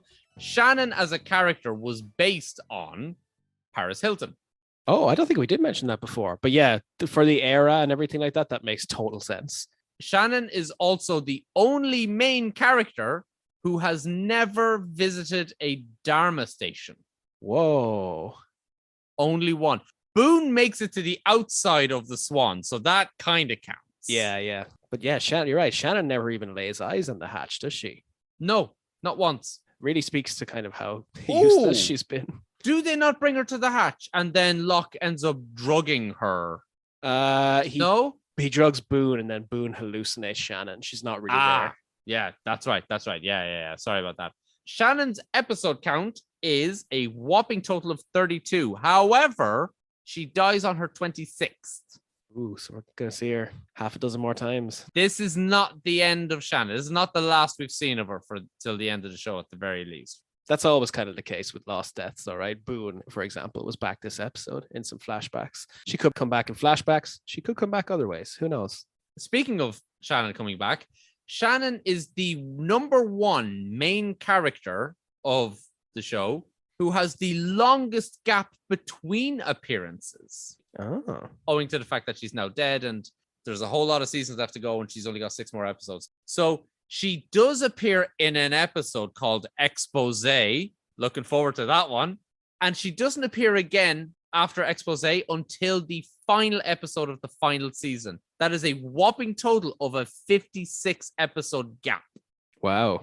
So how many survivors were there in the middle section of the flight? You're asking me? I am. 90 some odd, isn't it? Survivors. Yeah, is it less? No, you're right. Sorry. There's we begin with about 49, isn't it? 48. 48. And which day on the island does Shannon die? 48. Correct. Shannon is also the first main character to be killed by another main character. Yeah, I mean, Locke and Boone, but not directly. There's an argument to be made, but yeah, you're right. Direct killing. Shannon's final words are... You see him too, right? Nope. Or do you see him? No? Nope. She makes Michael jealous because her final words are Walt. So on to some more generic trivia about the episode, as opposed to Shannon as a character. This episode has 2 deleted scenes called The Wake and The Au Pair. And this is what I was referencing earlier on, right? In terms of where do things slot in on the timeline, right?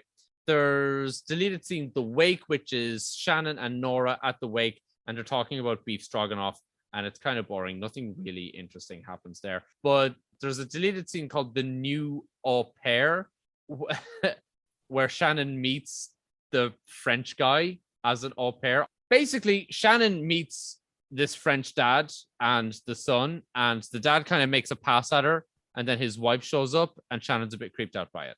I'm not going into it any further than that. It's boring. I can see why they cut it.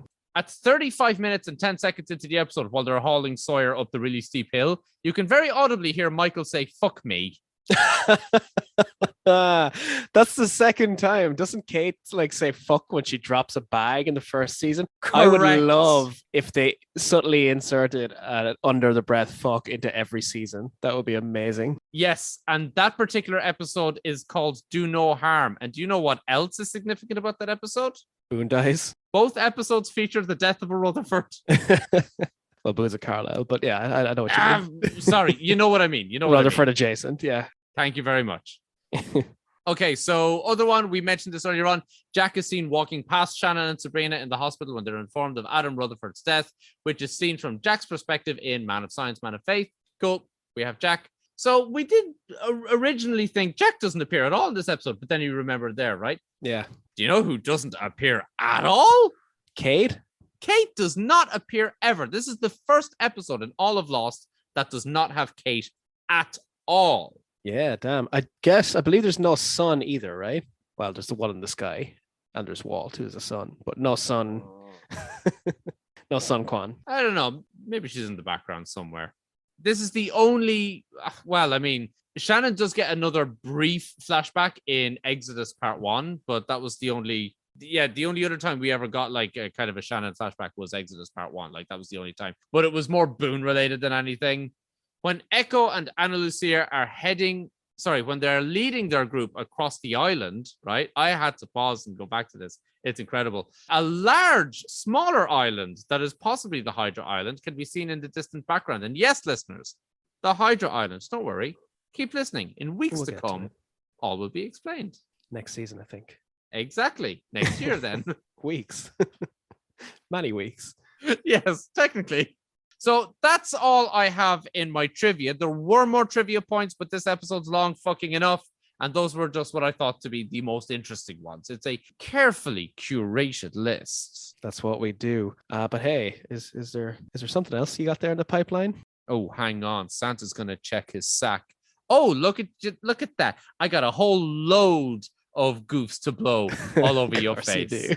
So here we go. We got some goofs. We got some fuck ups. Not a lot, but still just enough to tickle my testicles. First one, when Saeed runs after Shannon after they see Walt, he trips and falls over. After he gets up, his shirt is covered in mud. But in subsequent shots, he's wearing a clean shirt.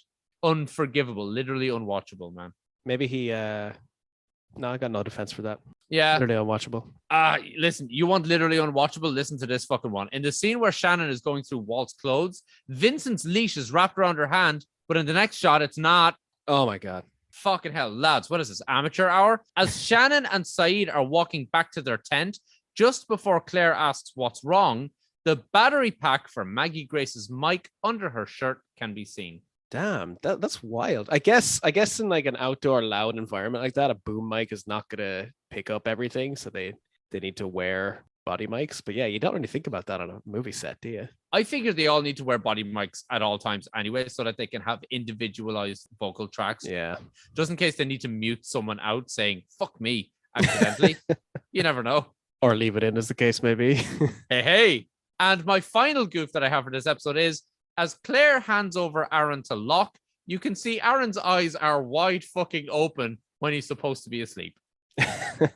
And they just muted the baby. Back to sleep with you. So that is it. That is all I have from the trivia, the goofs. We've talked about the whole episode. We've analyzed every single fucking scene, except for the ones I skipped over, like the swaddling. I am never going to live that down. Dave, what is your theory this week? My theory this week is that as we later find out Ana Lucia is a cop, when she shot Shannon, she was probably aiming for Michael.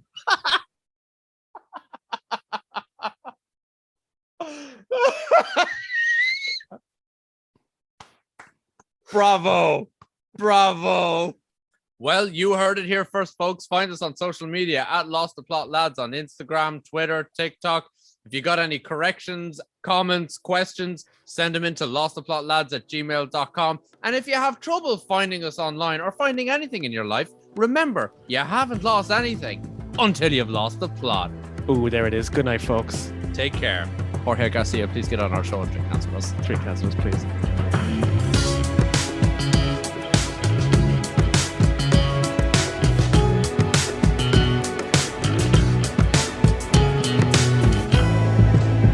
Lost the Plot is produced by Dave and I. Artwork by Jimmy Purcell of BeanBetterComic.com. Music by Noel Brennan of No Exit. Check out No Exit wherever you stream your music. Follow us on Twitter and Instagram at Lost the Plot Lads, or email us at losttheplotlads@gmail.com.